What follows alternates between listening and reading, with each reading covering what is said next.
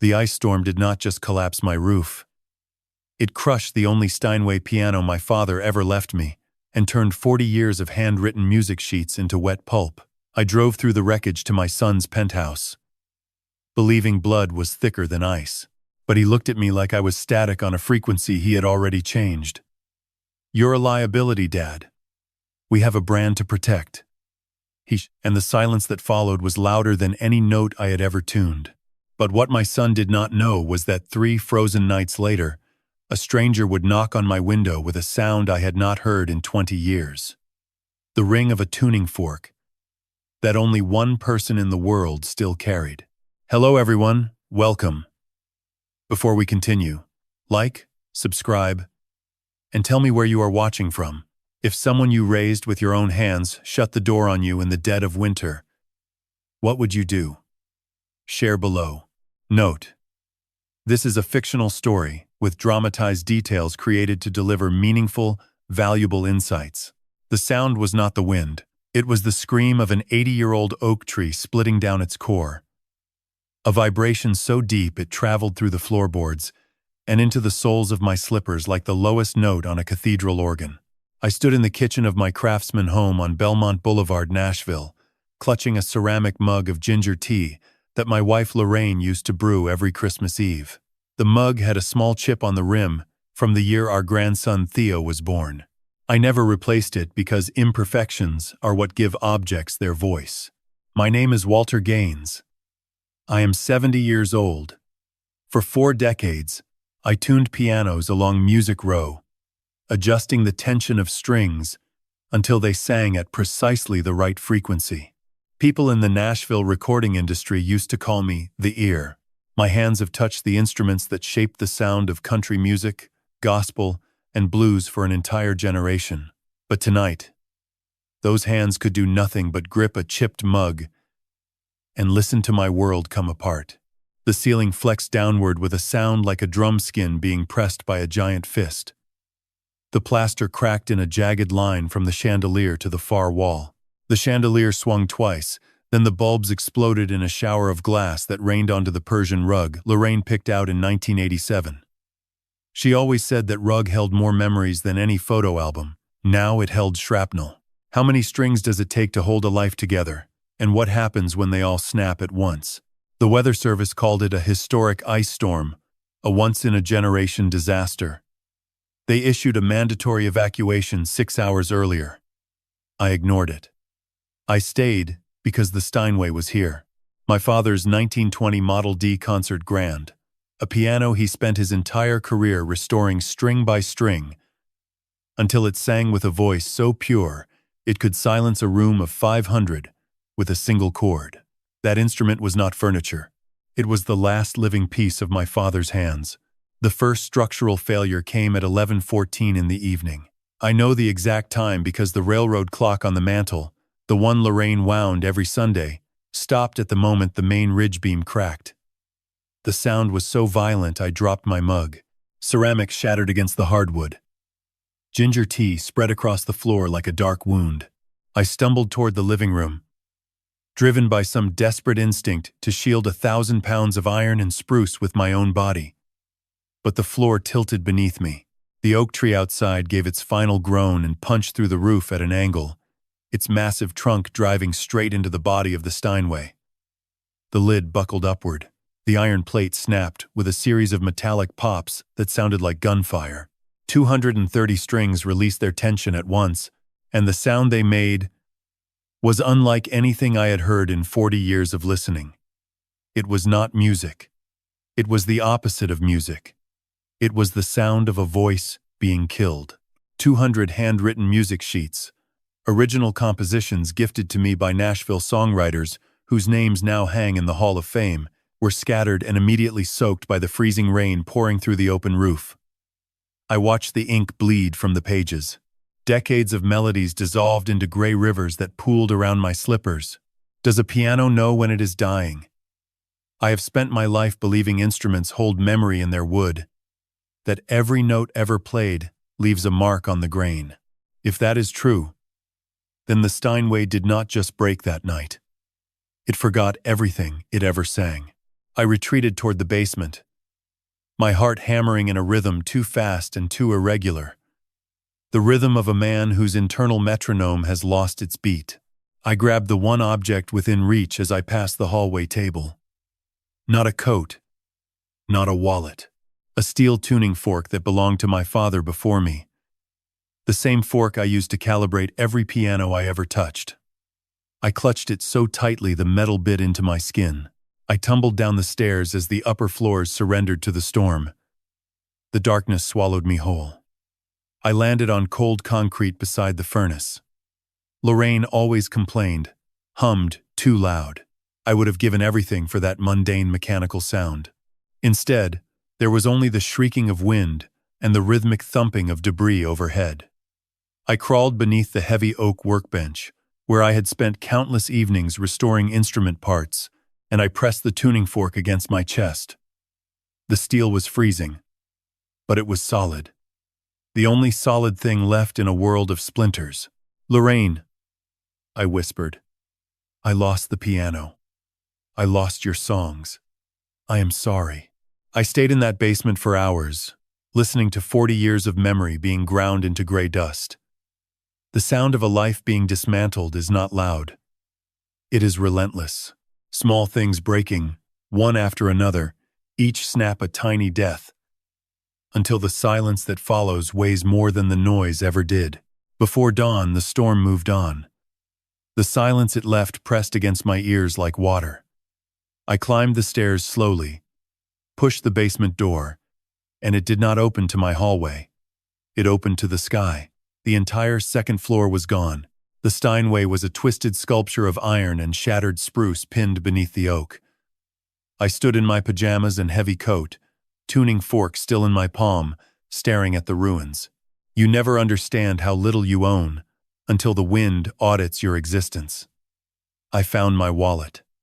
$38. That was the universe's appraisal of a 70-year-old piano tuner on Christmas morning. I looked south toward the gulch, where glass towers caught the first pale light. Somewhere on the 30th floor, my son Garrett slept in a penthouse that cost more per month than I earned in a year. I had called him before the storm. Desperate, his answer had been 5 words sharper than any wind. "Figure it out yourself, Dad." I turned the key in my old Camry. The engine coughed, then hummed to life.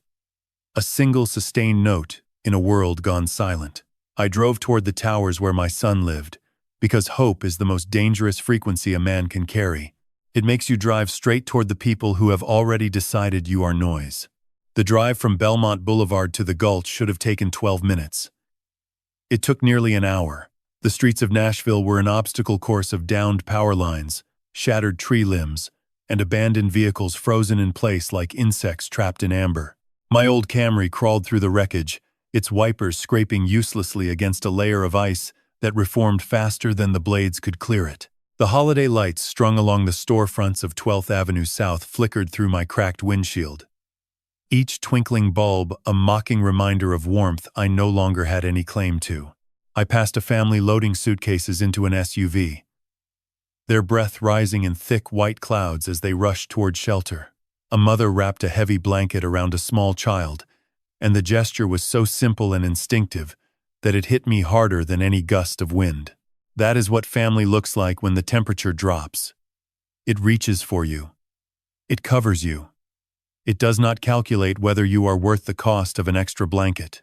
I pulled into the underground parking garage of Garrett's building, and the sudden silence of the enclosed space felt like being swallowed. The polished concrete floors reflected rows of German luxury vehicles in perfect symmetrical lines. My Camry, streaked with mud and crowned with a layer of ice, sat among them like a stray dog that had wandered into an opera house. I caught my reflection in the elevator's brushed steel doors as I ascended to the 30th floor.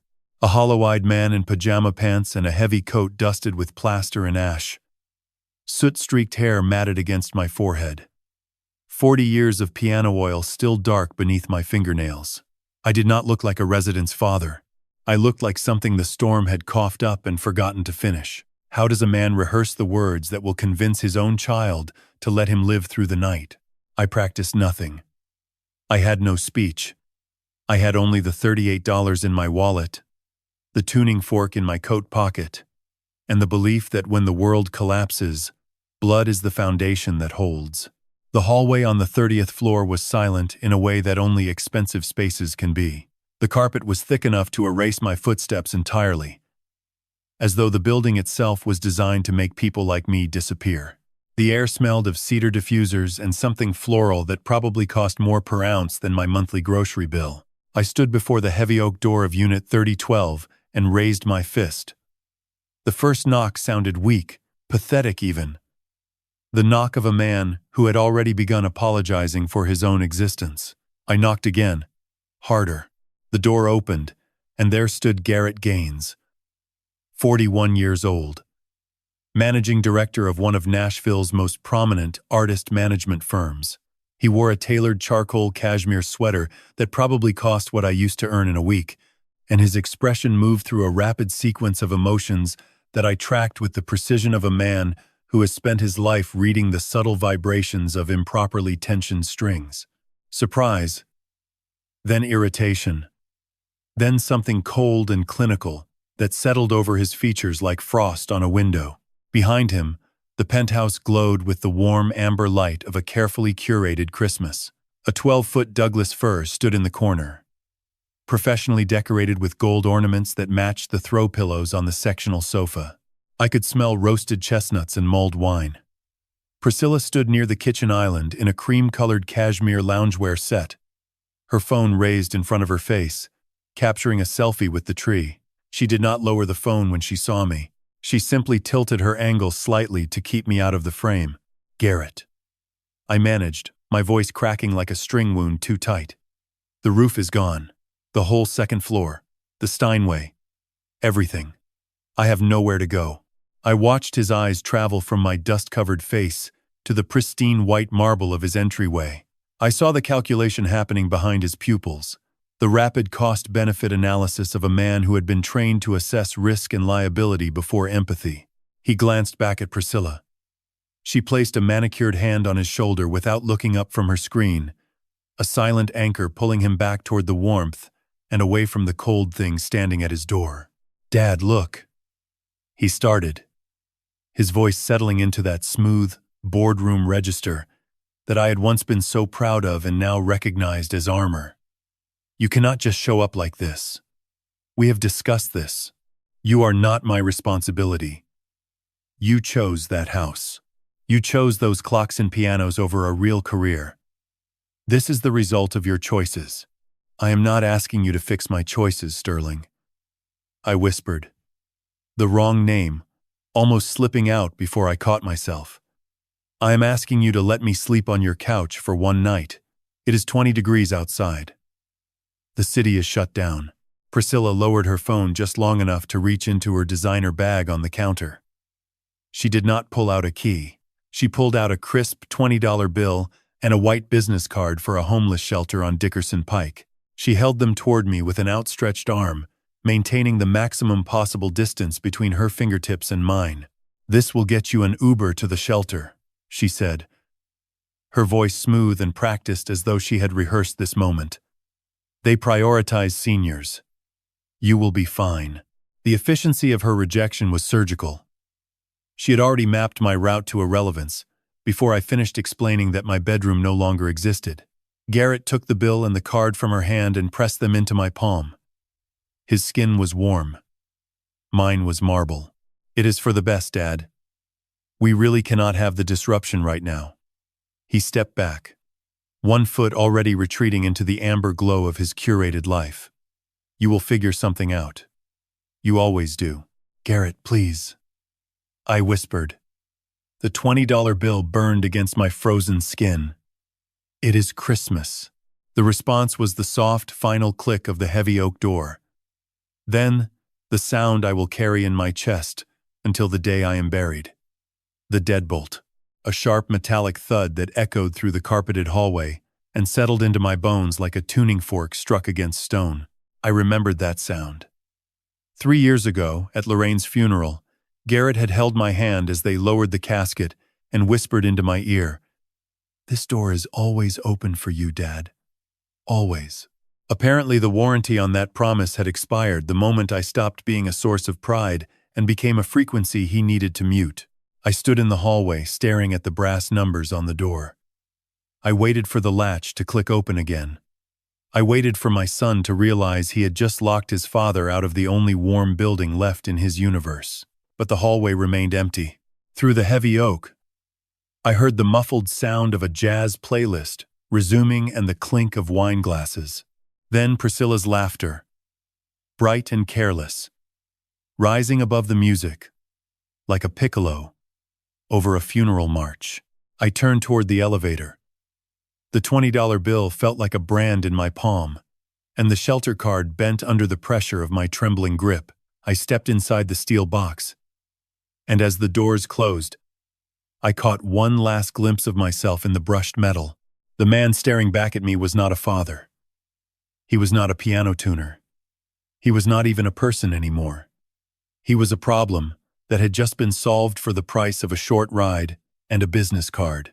The elevator descended 30 floors in perfect mechanical silence, and with every floor that passed, I felt another string inside me go slack.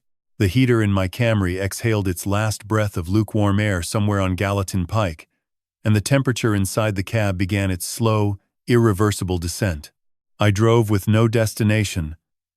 The $20 bill crumpled on the passenger seat beside the shelter card Priscilla had so efficiently provided. I could not bring myself to use either. The shelter on Dickerson Pike would have meant standing in a line of strangers, explaining to an intake worker why a 70-year-old man in pajama pants was alone on Christmas Eve. It would have meant admitting out loud what the deadbolt had already declared in silence, that I was no longer anyone's father. I was simply a body that needed processing. Instead, I drove east, away from the glass towers and the curated amber glow of lives that had no room for mine. The streets of East Nashville were darker here, the power outages more complete, the damage more honest. Fallen trees lay across lawns like exhausted giants. Entire porches had been sheared from their houses, exposing the private interiors of living rooms to the frozen night air. I was not the only one who had lost a roof tonight, but I suspected I was one of the few who had lost a roof and a son in the same hour. I found my shelter at the edge of a crumbling parking lot behind a boarded-up Baptist church on Shelby Avenue. The building had been abandoned for years, its stained glass windows replaced by plywood sheets that rattled in the wind like loose snare drums. But the lot was hidden from the main road, shielded by a row of dead magnolias. And that invisibility felt like the closest thing to safety I could afford. Can a man tune himself the way he tunes an instrument? Tightening what is loose, replacing what is broken, until the sound that comes out is something the world will accept again. I parked beneath the skeletal branches of the largest magnolia and killed the engine. The silence that followed was immediate and absolute. No furnace hum, no ticking clock, no strings vibrating with the memory of the last note played. Just the slow, rhythmic expansion of my own breath turning to vapor against the windshield. Each exhale leaving a smaller cloud than the last as the cold tightened its grip on my lungs. I reached behind the seat and found a stack of old newspapers from October, yellowed copies of the Tennessean that I had been meaning to recycle. I tore the pages into wide strips and pressed them against the side windows with a roll of masking tape from the glove compartment, layering them until the glass was covered. It was a pathetic insulation, barely more effective than hope. But the act of doing something, anything, with my hands kept the panic at a manageable distance. In the glove box, I found the emergency blanket Lorraine had insisted I keep in the car after a news segment about highway breakdowns during the polar vortex of 2019. I unfolded it, and my heart dropped. It was a demonstration version, a promotional sample from an auto show, made of thin, reflective plastic that crinkled like candy wrapper. Lorraine would have scolded me for never replacing it with a real one. She would have been right. I wrapped it around my shoulders and pressed my back against the driver's seat, pulling my knees toward my chest. The plastic made a mocking, crinkling applause every time I shifted position. My teeth began to chatter. A violent, involuntary percussion that made my jaw ache and my fillings sing with a high-pitched resonance I had only ever heard in poorly maintained uprights. The cold was not just temperature. It was a sound. Constant hum that vibrated through the metal frame of the car and into my skeleton, as though the Camry itself was being tuned to a frequency designed to erase me. I closed my eyes and began to do the only thing I knew how to do. I listened. Not to the wind or the distant crack of ice-laden branches. I listened inward, to the place where Lorraine's voice still lived. She had a way of singing when she thought no one was listening, a habit she carried from her years in the church choir at First Baptist on Rosa Parks Boulevard. Her favorite hymn was the one she sang to me the night before she died, sitting in the hospital bed with an oxygen tube taped beneath her nose, her voice barely a whisper, but still perfectly pitched. I could not let that melody die in a parking lot. I raised my hands to the steering wheel, my frozen fingers curling around the cracked vinyl, and I began to tap. A slow, deliberate rhythm. 4/4 time. The tempo she always preferred. I tapped with my right index finger for the melody line and my left thumb for the bass, recreating the architecture of her voice on the only instrument I had left. The steering wheel was cold and dead, but the rhythm was alive. Each tap was a brick in a wall I was building between myself and the dark. I played for what felt like hours. The same 16 bars, over and over. My frozen fingers striking the wheel with decreasing precision as the tendons in my hands began to stiffen. The melody had become my heartbeat, a rhythmic defiance against the silence that was trying to swallow me whole. If I stopped playing, I was afraid the silence would rush in and fill the spaces where the notes had been, and there would be nothing left of Walter Gaines but a cold shape in a cold car. Sometime after midnight, a flash of blue and red swept across my newspaper-covered windows. I froze, my fingers hovering above the wheel. Through a gap in the taped newsprint, I watched a police cruiser creep through the lot. Its spotlight, sweeping the rows of empty parking spaces. The beam passed over my Camry once, lingered, then moved on toward the boarded church entrance. I slid down in the seat, pulling the crinkling blanket over my head, holding my breath until my lungs burned. The blue light pulsed twice more against the newspaper, then slowly faded as the cruiser turned back toward Shelby Avenue. The irony was a blade. 40 years I had paid taxes in this city. I tuned the pianos in the governor's mansion. I calibrated the studio instruments that produced platinum records. And now I was hiding from the police in a church parking lot, terrified that they would tow the only shelter I had left and leave me barefoot on frozen asphalt. When the last trace of the cruiser's lights disappeared, the tension drained from my body and took the last of my warmth with it. I raised my hands back to the steering wheel, desperate to resume the rhythm that had kept me anchored. But my fingers would not close. They hovered above the vinyl, stiff and curled like the claws of a bird frozen mid-flight. I pressed them against the wheel, willing them to move, to tap, to play, to do the one thing they had done faithfully for 70 years. Nothing. The joints had locked. The tendons had surrendered to the cold. The melody that I had been holding in my fingertips, the last living echo of my wife's voice, slipped away into the frozen silence of the cab, like a note fading into an empty concert hall. And I could not call it back. The sun that rose over East Nashville on Christmas morning was not a source of warmth. It was a pale, clinical eye peering through the frost on my windshield with the detached curiosity of a coroner examining a body that might or might not still be breathing. I woke to the searing pain of circulation returning to my hands, a slow-burning thaw that felt like lit matches pressed into each fingertip.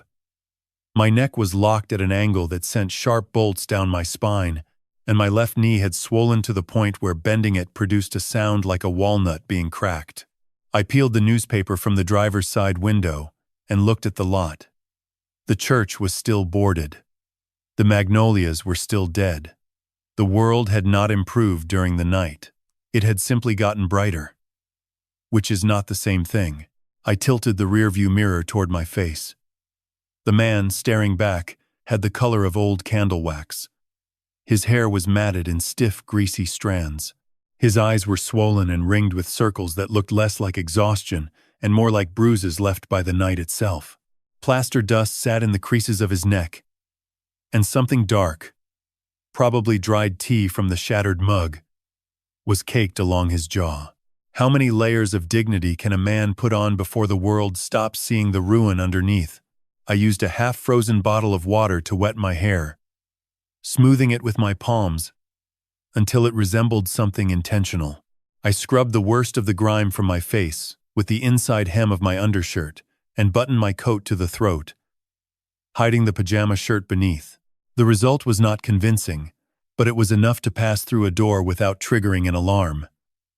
Piano tuners and librarians share the same survival skill. We know how to look like we belong in rooms that no longer want us. I drove 3 blocks to the Kroger on Gallatin Pike, the engine running on fumes and stubbornness. The parking lot was half empty. The Christmas morning skeleton crew moving between warm vehicles and automatic doors with the hurried grace of people who had somewhere to be after this. I did not. This fluorescent cathedral of processed food and holiday markdowns was the closest thing I had to a destination. The blast of heated air from the entryway hit my face like a slap, and my skin responded with an itching, crawling sensation that made me want to tear it off. The sudden warmth after hours of freezing was almost painful. A biological reminder that the transition between suffering and relief is never smooth. It is always violent. I grabbed a basket and moved through the aisles with deliberate posture. Bread, 1 loaf of the cheapest wheat, a jar of store-brand peanut butter, a large insulated thermos on clearance for $6.40. I calculated each item against the $58 in my wallet, subtracting with the precision of a man who understood that every cent was now a unit of time rather than currency. I was not buying food. I was buying hours. I felt the security guard before I saw him. A subtle shift in the air behind me. The soft squeak of rubber soles maintaining a consistent 15-foot distance. I did not turn around. I kept my posture straight, selecting items with the calm efficiency of someone who had every right to be in aisle 7. But I knew what he saw. The coat with the missing button, the shoes dusted with ash, the trembling hands of a man whose temperature had not recovered. He saw a risk. I reached the self-checkout without incident. My fingers fumbled with crumpled bills as I fed them into the machine. $19.12. The receipt printed with a cheerful chirp. The paper said I purchased bread, peanut butter, and a thermos. The paper was lying. I had purchased another 24 hours of existence. I walked toward the coffee station near the deli, thermos in hand, hoping to fill it with something hot. 3 carafes sat on a warmer beside a handwritten sign that read, "Complimentary for customers." I reached for the dark roast and had just begun to pour when a young floor manager in a blue vest stepped into my path. Perhaps 25, neat beard. The kind of rehearsed politeness corporations use to make rejection feel like hospitality. "Sir, we need this area for paying customers," he said. His eyes were not on my face. They were on my shoes. "I am a paying customer." I held up the receipt with a hand I could not keep steady. I just bought $19 of groceries. He did not take the paper. He did not look at it. His gaze moved from my shoes to my coat to the security guard at the end of the aisle, and he made his assessment in the space of a single breath. "I understand, sir. But we have had some complaints. I am going to have to ask you to move along." His voice was tuned to the exact frequency of polite indifference. "We do not want any trouble." Their pity was a blade. But their indifference was the slow poison actually dissolving me from the inside. I poured what coffee I had into my thermos, screwed the lid, and walked toward the exit. As I passed the checkout lanes, I caught the eye of the teenage cashier at lane 4. Perhaps 17, dark braids pulled back under her Kroger visor. She looked at me in a way no one else in that building had. Not through me. Not past me. At me. No pity. Just recognition. The quiet acknowledgement of one human registering another. She gave a small nod, barely perceptible, and I returned it with the last composure I possessed. That nod was worth more than the $20 Priscilla branded into my palm. It was proof I was still visible to at least one pair of eyes in a city that had decided I was not worth seeing. I pushed through the exit into the biting wind. Thermos clutched against my chest like a warm heartbeat. Crossed the lot to the Camry, climbed in, and turned the key. A hollow, clicking silence. I turned it again. Click, click, click. The sound was mechanical and final, a metronome counting down to 0. In my hypothermic fog the night before, I had left the dome light on. The battery was dead. My car was no longer a vehicle. It was no longer a shelter. It was a metal box with a thermos of coffee and a receipt proving I had once been a customer somewhere. I sat there, hands wrapped around the warm thermos, staring through the frost at cars that worked, driven by people with places to go and doors that opened when they knocked. The distance between a man with a dead battery and a man with a warm home is not measured in miles. It is measured in the number of people willing to answer when you call. My number had reached 0. A piano tuner knows that every string has a breaking point. Wind it too tight, and it does not simply go flat. It snaps back with a violence that can split the wood of the soundboard and leave a scar across the palm of the hand that turned the pin. I had spent my entire career listening for that threshold, that invisible line between tension and destruction. Sitting in my dead Camry on Christmas afternoon, I did not hear the line. I crossed it. The thermos had gone cold hours ago. I sat with my hands wrapped around the metal cylinder, less for warmth now, and more because it was the only object in my possession that still served a purpose. The bread and peanut butter sat untouched on the passenger seat. I had no appetite. Hunger requires a belief that tomorrow matters enough to fuel, and I had not yet decided whether it did. I reached beneath the seat, searching for anything to insulate the floorboards against the cold radiating up through the metal frame. My fingers found a stack of old magazines that had been sliding around the footwell for months. Subscription copies of Nashville Scene that Lorraine used to read for the restaurant reviews. I pulled the stack onto my lap and began tearing pages, layering them across the floor mat and along the door panels. The act was mechanical, mindless, the kind of repetitive task a man performs when his hands need something to do besides shake. Then I turned a page and my hand stopped. The photograph was a half-page spread in the society section, printed on glossy stock that reflected the pale winter light coming through the windshield. Garrett and Priscilla stood at the center of the frame, radiant in the way that only people who spend money on radiance can be. He wore a midnight blue tuxedo with a pocket square that matched Priscilla's gown. She leaned into him with the practiced intimacy of a woman who understood that every public appearance was a performance. They were both smiling. Not the kind of smile that reaches the eyes, but the kind that reaches the camera, which in Nashville is the only audience that matters. The caption beneath the photograph read, "Garrett and Priscilla Gaines, presenting sponsors of the Music City Gives Back initiative at the annual holiday gala, benefiting Nashville's homeless population, December 24th, December 24th. Christmas Eve. The same night. I read the date 3 times, each reading driving the words deeper into a part of my brain that had gone numb along with my extremities. They had attended a charity gala for the homeless on the same evening they locked their deadbolt against a homeless man who happened to be the father of the host. The irony was not subtle. It was a chord played in the wrong key, so dissonant it made your teeth ache. Can a man be applauded for tuning the conscience of a city while letting his own father's life go silent in a parking lot 3 miles away? I stared at the photograph until the glossy surface began to blur. Garrett's smile. Priscilla's manicured hand resting on his arm. The crystal champagne flutes catching the ballroom light. Behind them, a banner that read, "Giving warmth this winter," hung in elegant gold script above a table of silent auction items. I imagined the speeches they must have given. The rehearsed sincerity. The carefully modulated voices expressing concern for those who had fallen through the cracks of society. And the whole time, the whole polished performance, their own crack was sitting in a church parking lot tapping a steering wheel with frozen fingers. Something shifted in my chest. It was not grief. Grief is a slow, heavy tide that rises and falls with the patience of the moon. This was different. This was sudden, hot, and vertical. a column of heat that shot up through my sternum and into my throat like steam escaping a cracked pipe. For the first time since the roof fell, I did not feel cold.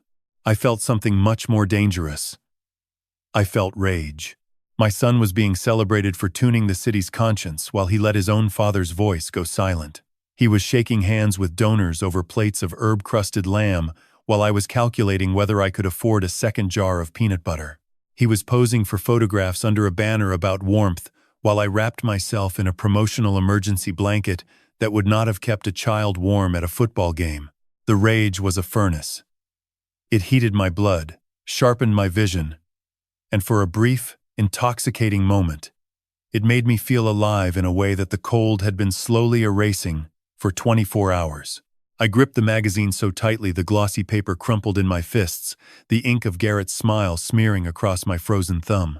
I wanted to drive to that penthouse, to pound on that oak door until the deadbolt surrendered, to hold this photograph in front of his face and ask him how the champagne tasted while his father's breath was freezing on a windshield 3 miles south. But the Camry was dead. And rage, I discovered, is a fuel with a very short burn time.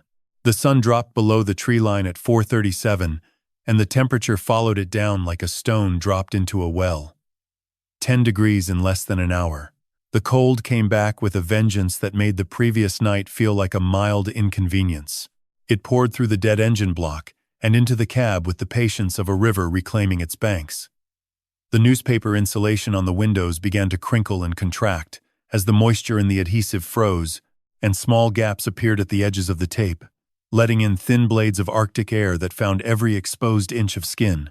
The rage that had burned so brightly in the Kroger parking lot began to cool, not because the injustice had faded, but because the biology of a 70-year-old body simply could not sustain that kind of fire in sub-zero conditions.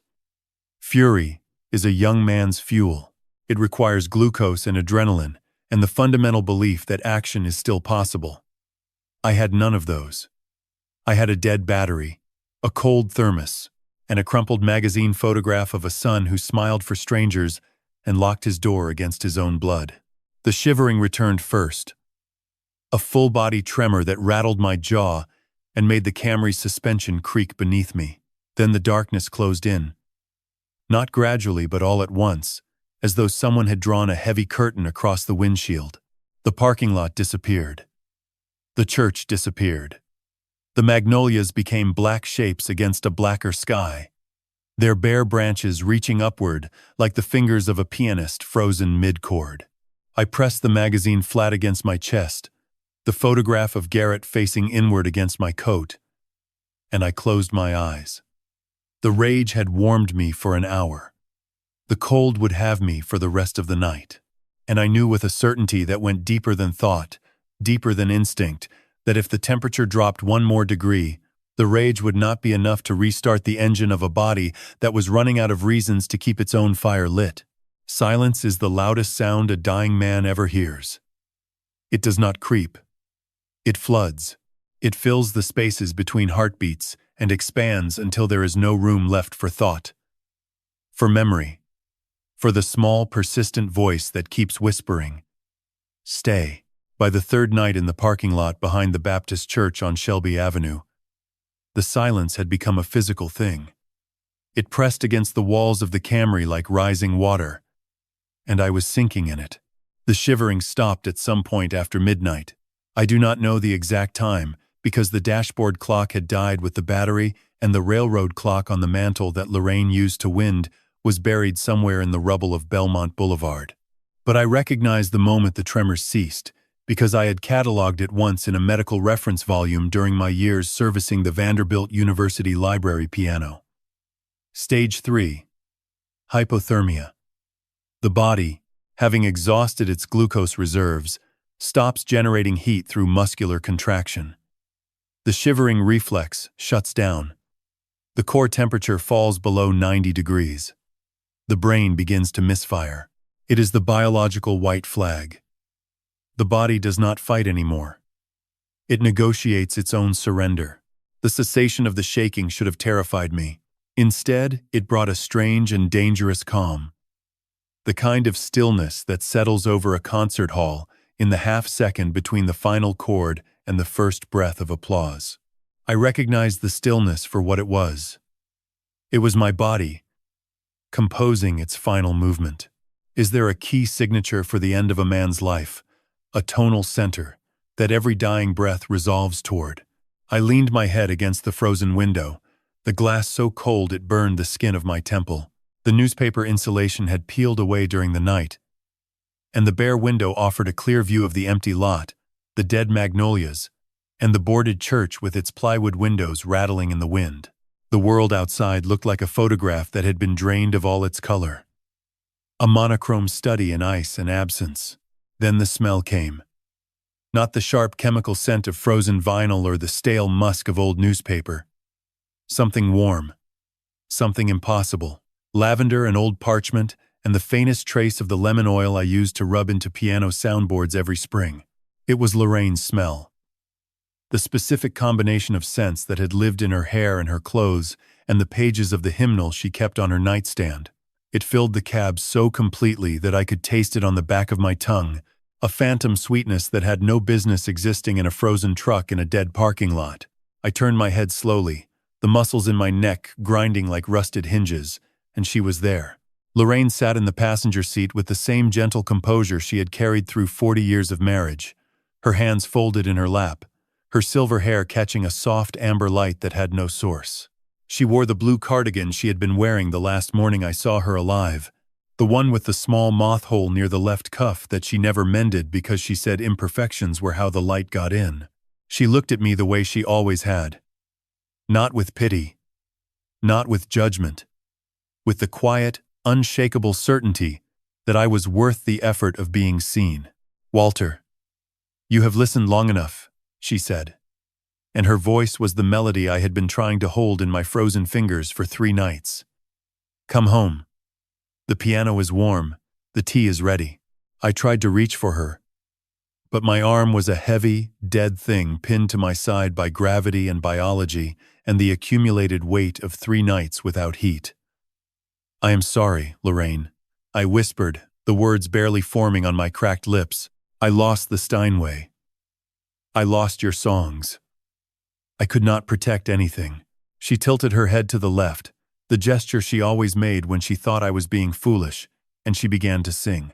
Softly at first, barely above a whisper, then building with the controlled power of a woman who had spent decades in a church choir learning how to fill a room without raising her voice. The melody rose in the key of A-flat major, the tonal center of the hymn she had sung to me on her last night in the hospital, the one she had carried in her chest, like a second heartbeat for as long as I had known her. Amazing grace. How sweet the sound. The notes filled the Camry with a warmth that had no physical explanation. I felt my shoulders relax. I felt the tight knot of survival instinct in my stomach begin to loosen. The cold was still there, still pressing against my skin, but it had become irrelevant. A background noise beneath a melody. So familiar, it felt like my own pulse. I closed my eyes and let the music hold me. I began to feel a paradoxical heat blooming in my chest. A burning sensation that spread outward through my limbs like warm water being poured into my veins. I knew from the medical texts what this was. Late-stage hypothermia. The blood vessels near the skin dilate in a final, confused attempt to release heat, creating the sensation of being roasted alive in the moments before the body shuts down completely. The dying believe they are burning. It is the last and cruelest lie the body tells. My fingers began to move. Not toward the steering wheel, toward the buttons of my coat. I fumbled with them, my frozen hands working with a frantic, instinctual urgency to shed the only layer keeping me alive. The paradoxical undressing. I had read about it in clinical language. Living it was something else entirely. It felt logical. It felt necessary. It felt like the most rational thing I had ever done. Lorraine's voice swelled around me, the melody reaching the bridge of the second verse, and the cab of the Camry dissolved into a warm, amber haze that smelled of lemon oil and Sunday mornings. I let my eyes fall shut. The world contracted to a single point of warm light behind my eyelids, and I felt myself leaning toward it, leaning toward her, leaning toward a place where the pianos were always in tune and the roofs never fell. 1 more minute, I told the light. Just a short rest. My fingers went still on the 3rd button of my coat. My breathing slowed to a shallow, barely perceptible rhythm. The melody in the cab began to fade, not abruptly but gently, the way a note fades when the sustain pedal is released, diminishing degree by degree until it exists only as a vibration in the wood. Then a sound broke through. It was not Lorraine's voice. It was not the wind. It was a sharp, clear, metallic ring against the driver's side window. A single sustained tone that cut through the amber fog and struck a frequency I had not heard, produced by human hands in over 20 years. A 440 Hz. Concert pitch. The universal reference tone that every instrument on Earth is tuned to when it has lost its way.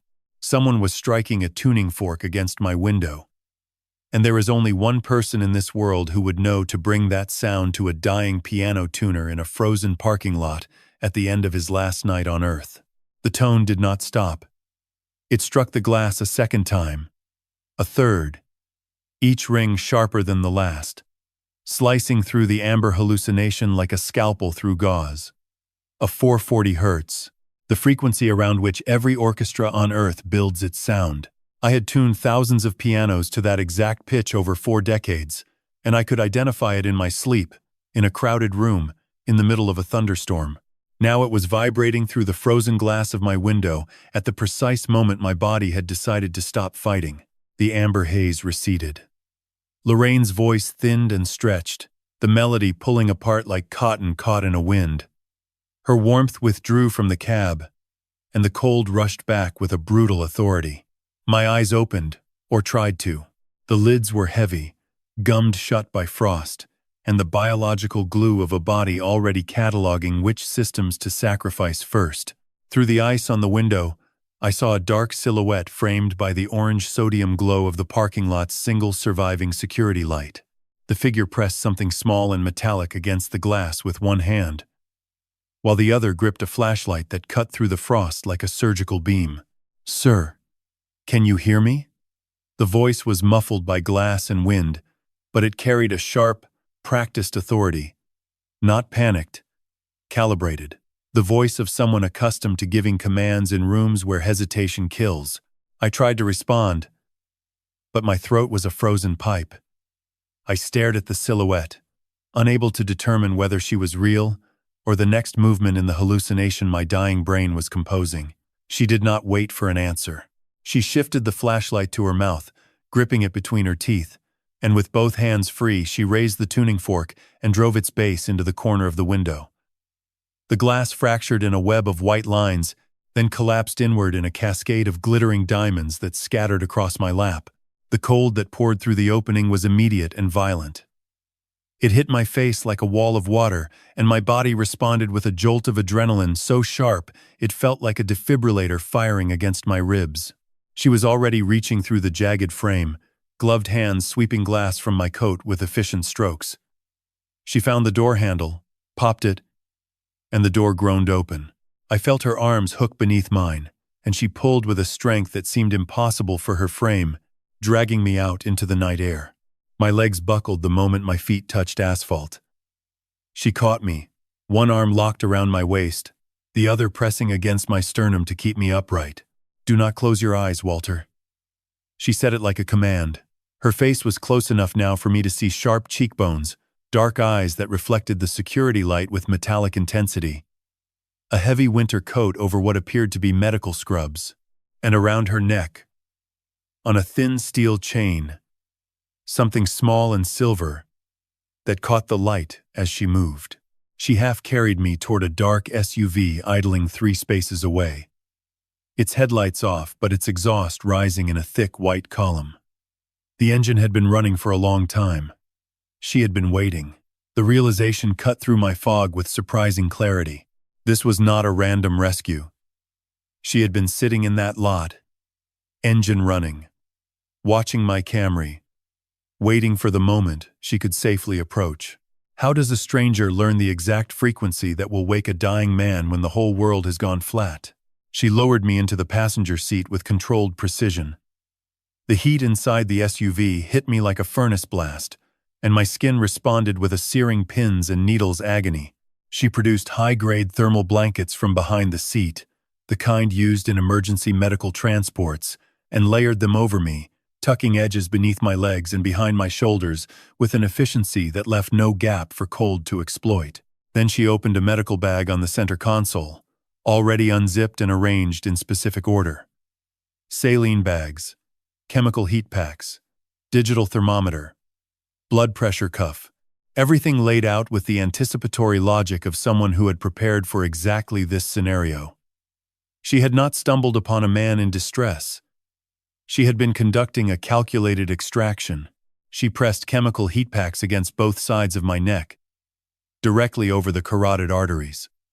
The warmth that spread into my bloodstream from those 2 points was more significant than every blanket combined.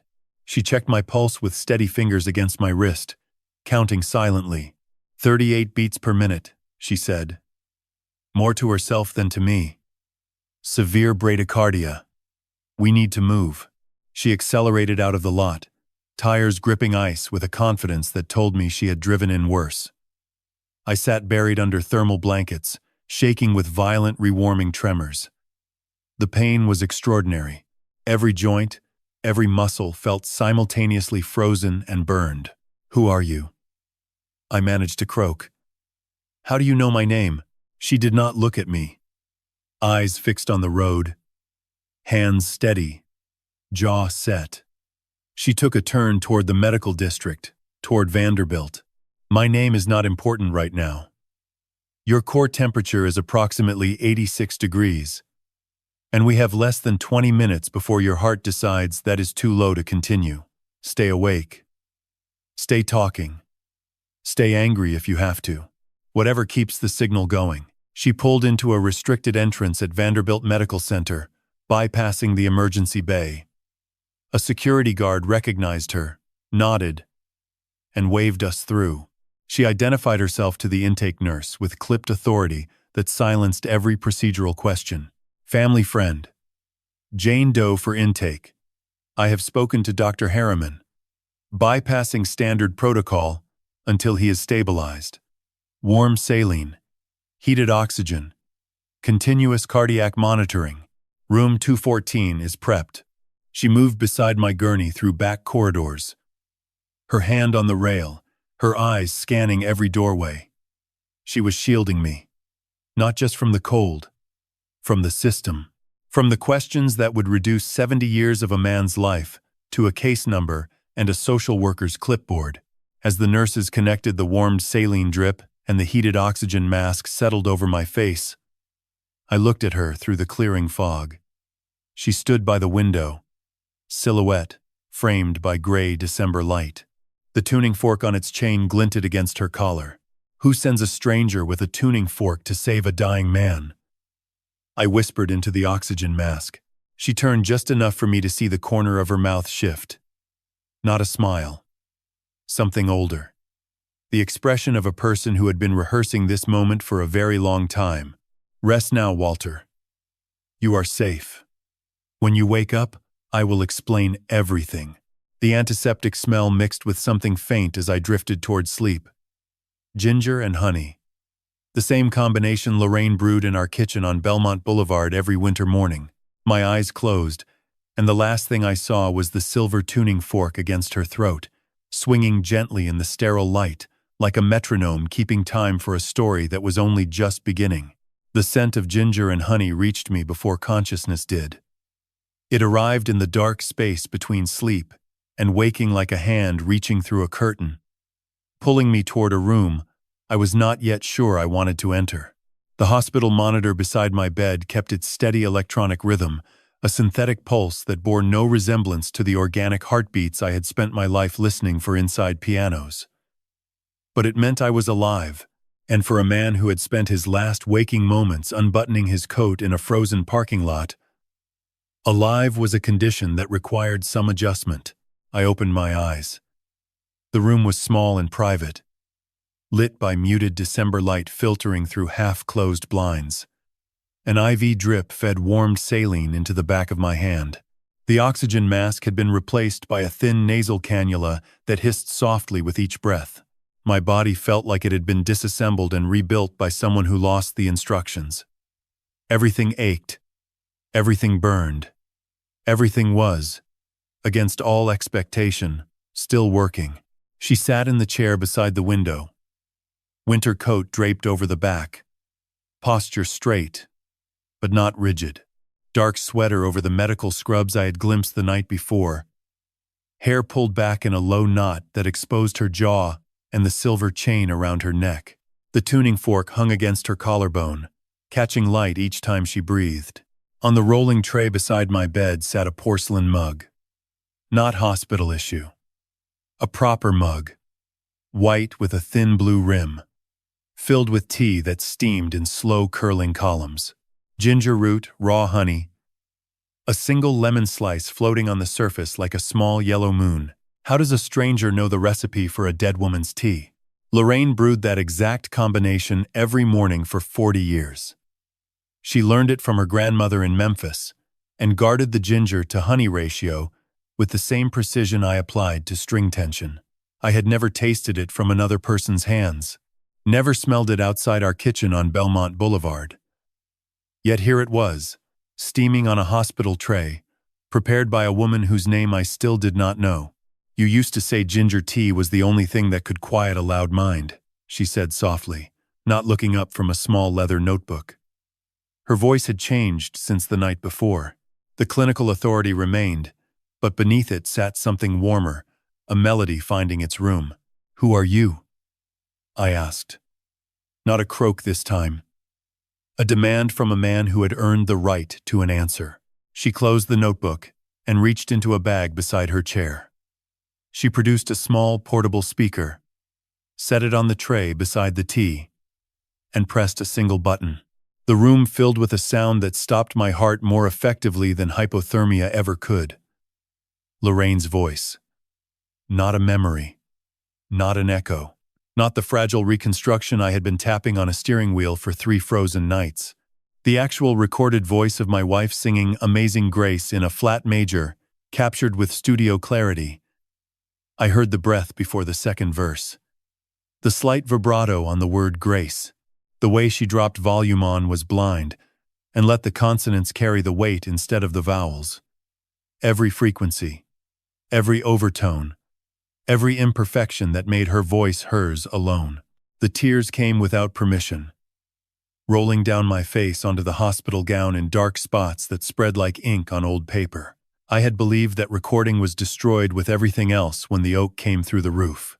3 nights I had tried keeping the melody alive in my frozen fingers, terrified that forgetting a single note meant Lorraine would disappear from the world entirely. This woman had it. Preserved it. Carried it to this room at this exact moment, and placed it beside tea that only one family on earth knew how to make. I looked at her through the blur and began seeing what my frozen brain had been too damaged to register. The way she tilted her head to the left when listening, a gesture so specific to a particular child that it might as well have been a fingerprint.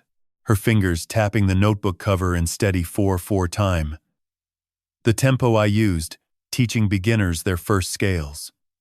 The tuning fork around her neck, worn smooth by years of holding, its steel discolored by oils from a hand that gripped it through every transition of a life I had not witnessed. The memory broke through like light through a cracked door. A small girl on the piano bench in my living room, 8 years old, black hair cut short, eyes that watched everything, but revealed nothing. She had not spoken a single word in the 4 months since the state placed her in our care. Social workers said she might never speak again. The trauma was too deep.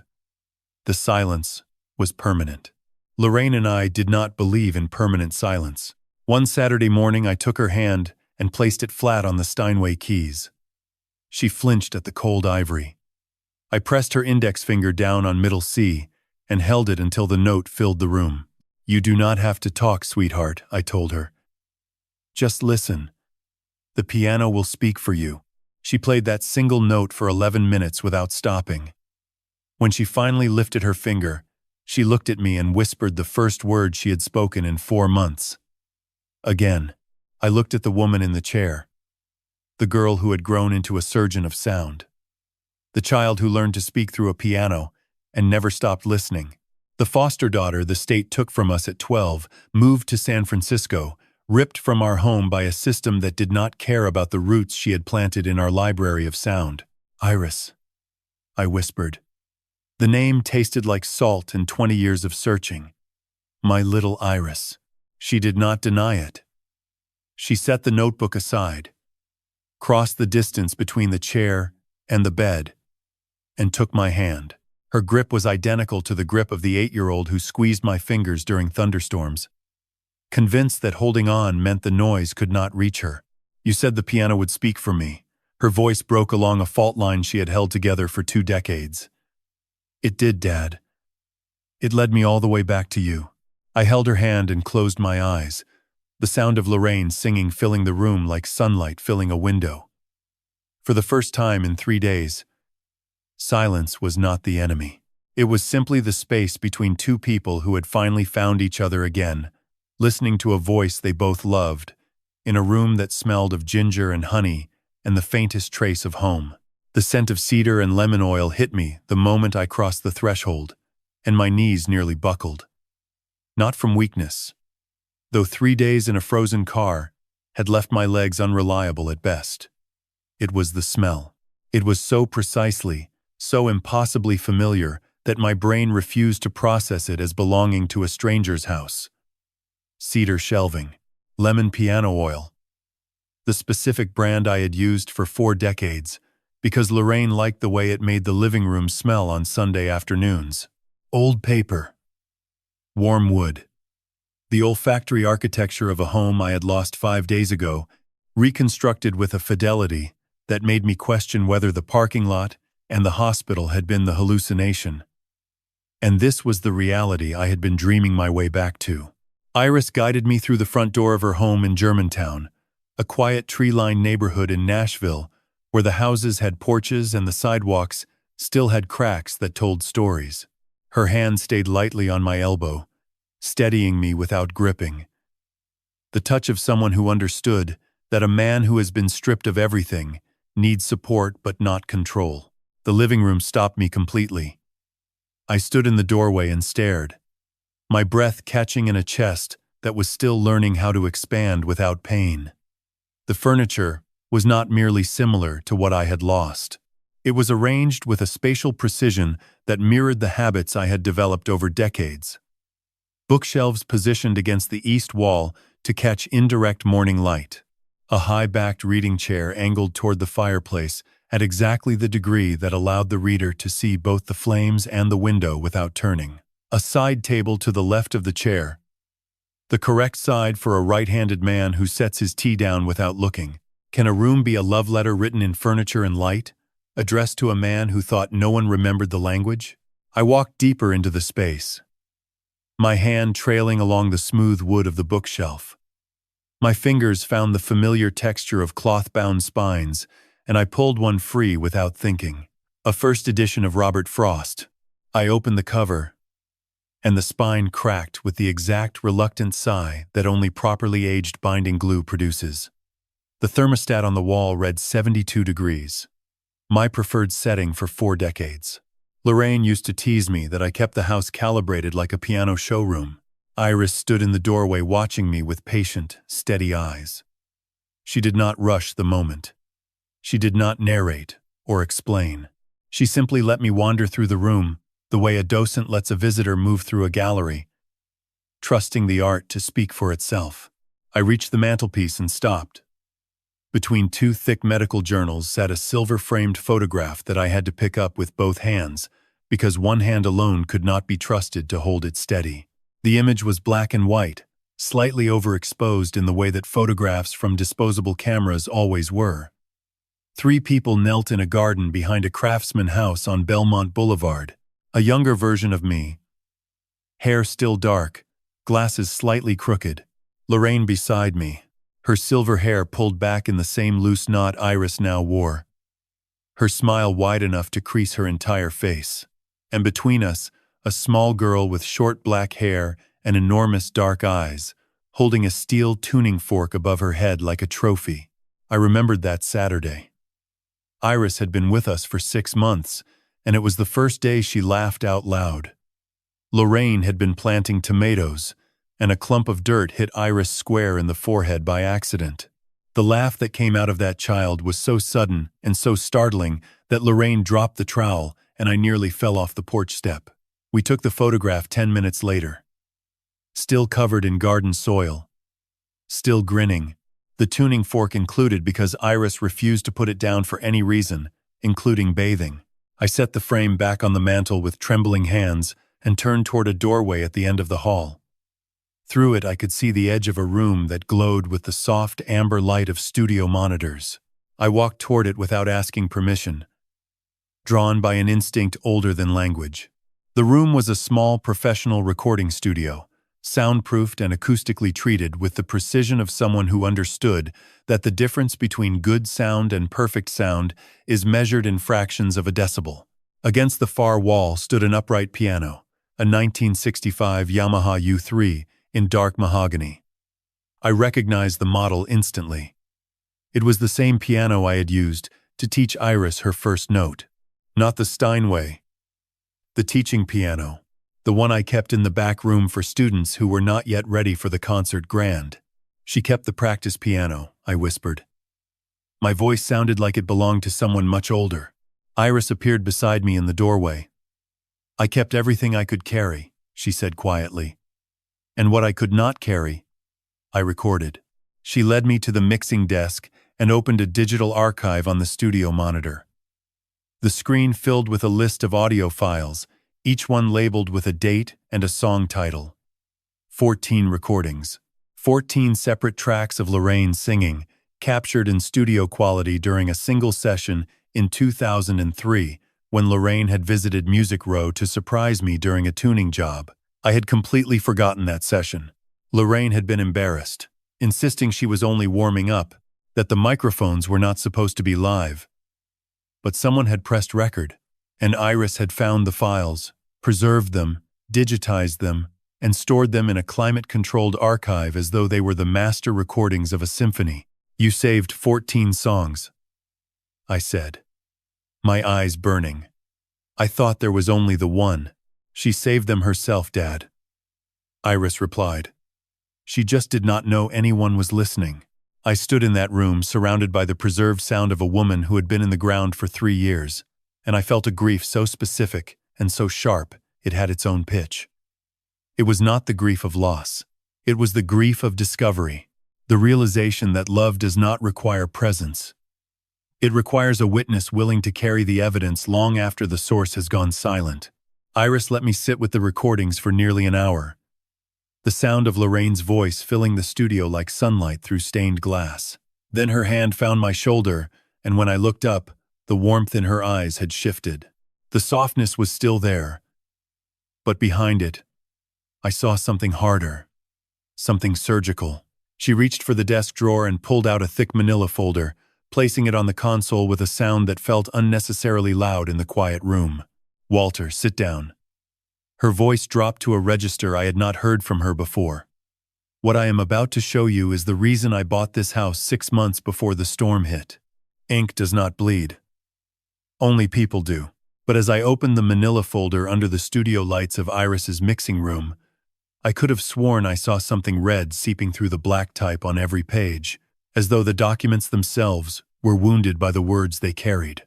Iris had moved the folder from the console to the kitchen table, where the overhead light was brighter, and the surface was wide enough to spread the evidence in chronological order.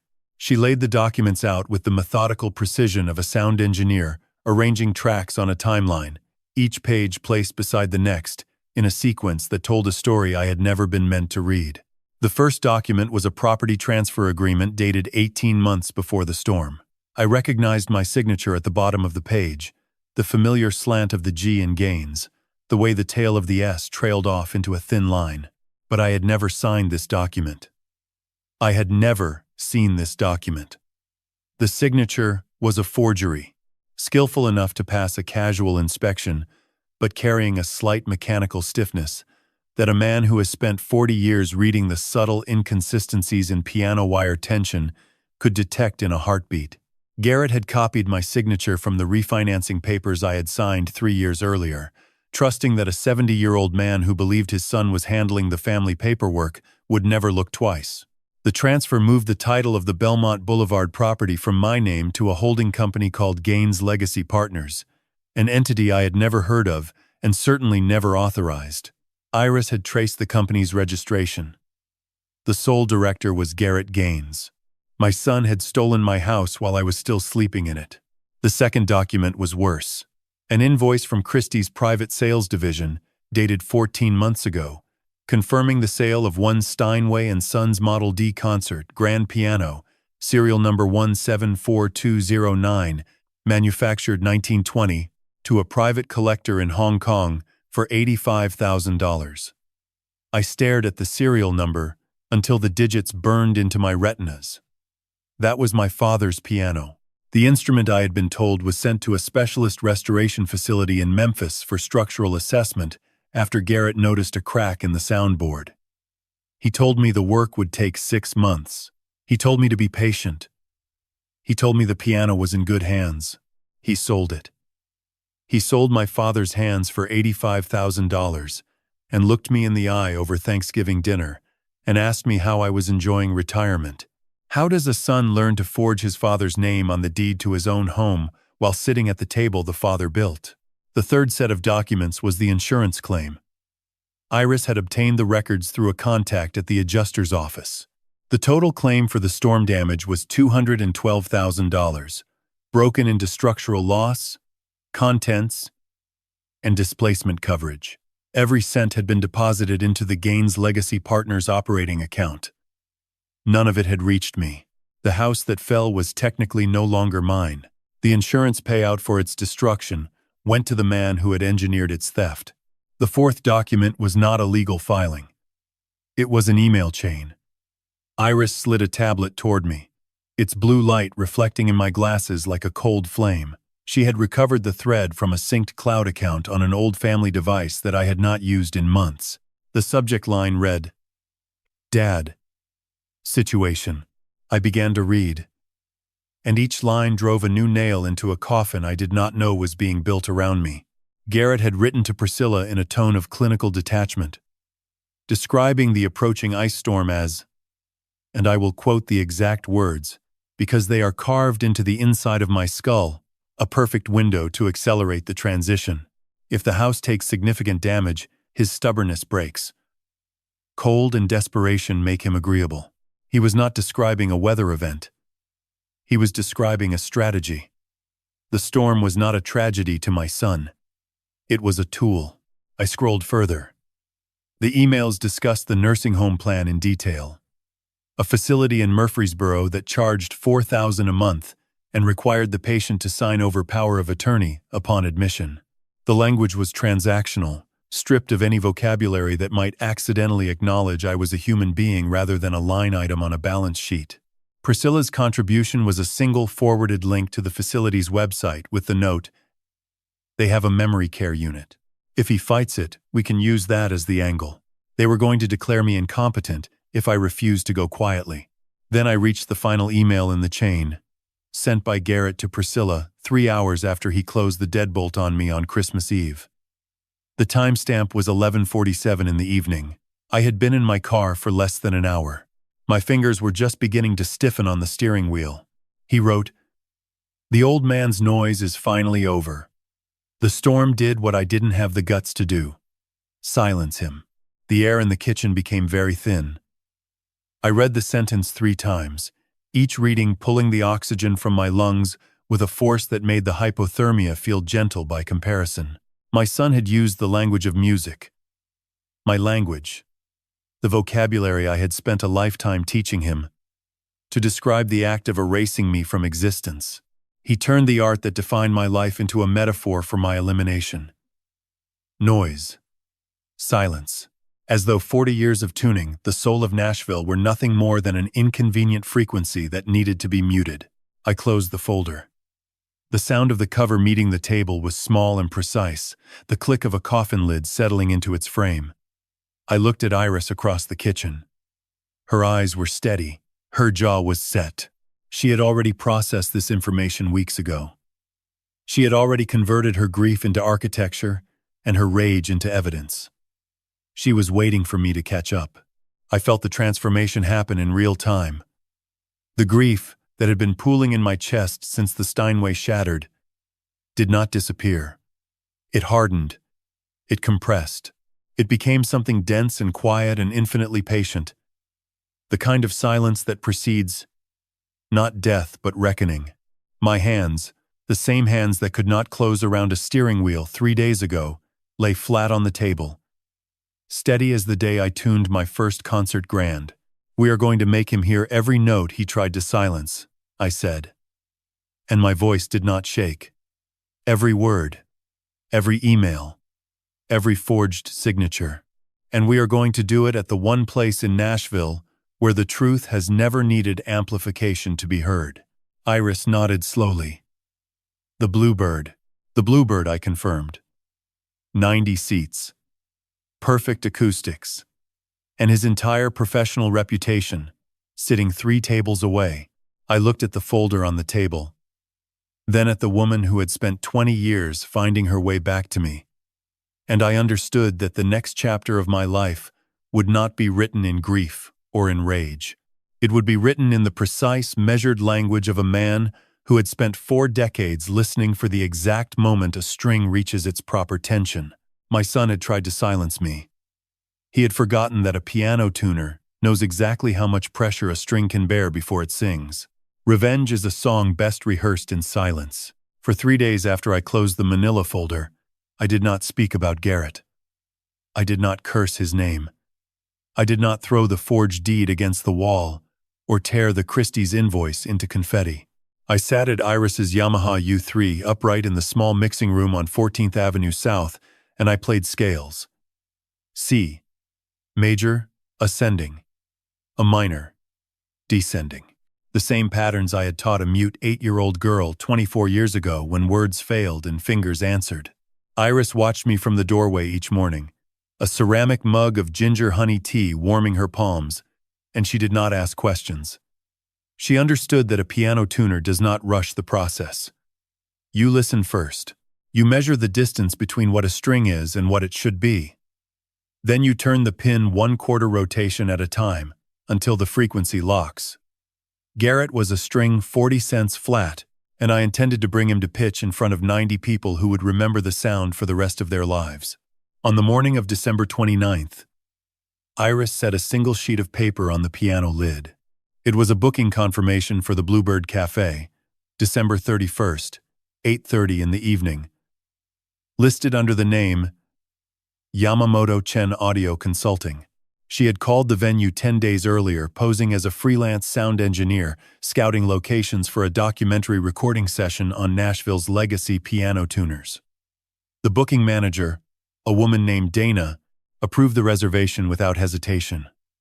Legacy content always sells in Nashville, and the Bluebird's intimate 70-seat writer's round format made it the perfect acoustic chamber for what we had planned. Iris explained the arrangement while I drank my tea. We would have the front row center table, 4 chairs, and full access to the venue's house microphone system for what Dana believed was a test recording session before a larger documentary shoot in January. Do you know what makes the Bluebird Cafe the most dangerous room in Nashville? It is not the talent. It is the silence. 70 people sit close enough to hear a guitar pick drop on a maple stage, and when someone speaks a lie in that room, the silence that follows has the weight of a verdict. I had tuned pianos in concert halls that seated 3,000, but none of them carried sound the way the Bluebird did. Every whisper reached the back wall. Every breath registered. Garrett would have nowhere to hide. Iris had done more than book a table. Over the previous week, while I played scales and ate her lemon chicken and tried to remember what warmth felt like, she had contacted 3 people whose names I recognized, the way a carpenter recognizes the grain of white oak. The first was Calvin Reese, 73, a Grammy-winning producer who had worked with my father in 1968 at RCA Studio B, and who once told a Rolling Stone interviewer that Theodore Gaines had the most honest ears in American music. The second was June Delacroix, 61, a Vanderbilt music professor and acoustics consultant who had written a peer-reviewed paper on the physics of Steinway Model D resonance and had cited my father's tuning journals as primary source material. The third was Emmett Sable, 55, a music rights attorney who had represented the estates of 4 Country Music Hall of Fame inductees and whose office sat 6 blocks from Garrett's firm on Commerce Street. 3 witnesses, 3 authorities, 3 people whose word carried more weight in Nashville's music community than any press release Garrett's marketing team could draft. I asked Iris how she convinced them. She said she did not have to convince anyone. She played them the 14 recordings of Lorraine and told them that Theodore Gaines's grandson had sold Theodore's Steinway to a collector in Hong Kong without the owner's knowledge and pocketed $85,000. Calvin Reese responded in 4 minutes. June Delacroix canceled a faculty meeting. Emmett Sable cleared his entire afternoon. Iris said, "The silence on the phone after each of them heard the truth was the same silence I had taught her to recognize at the piano. The silence that means someone is listening with everything they have." On the morning of December 31st, Iris laid a navy blazer on the guest bed. It was not new. The stitching along the left cuff was slightly frayed, and the lining smelled faintly of cedar, the same scent that lived in my old closet on Belmont Boulevard. She had found it at a vintage shop on 8th Avenue, and chosen it because the lapel width matched the style my father wore in the 1967 photograph that hung in RCA Studio B's hallway. I put it on and looked in the bathroom mirror for the first time in 9 days. The man staring back at me had lost weight. His cheekbones pressed against skin that had not seen sunlight since the storm. His hands, the same hands that had tuned 11,000 pianos over 47 years, trembled at the fingertips. But his eyes were clear, and the steel tuning fork in his breast pocket sat exactly where my father used to keep his fountain pen. Iris drove us to the Bluebird at 7:15. The parking lot held 9 cars. A string of white lights framed the entrance, and a small chalkboard by the door read New Year's Eve Writers' Round, 8:30, doors at 7:45. Inside, the room smelled of aged maple and fresh coffee.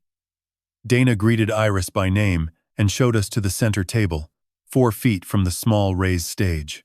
Iris set up a portable digital recorder, 2 condenser microphones, and a laptop displaying a waveform editor.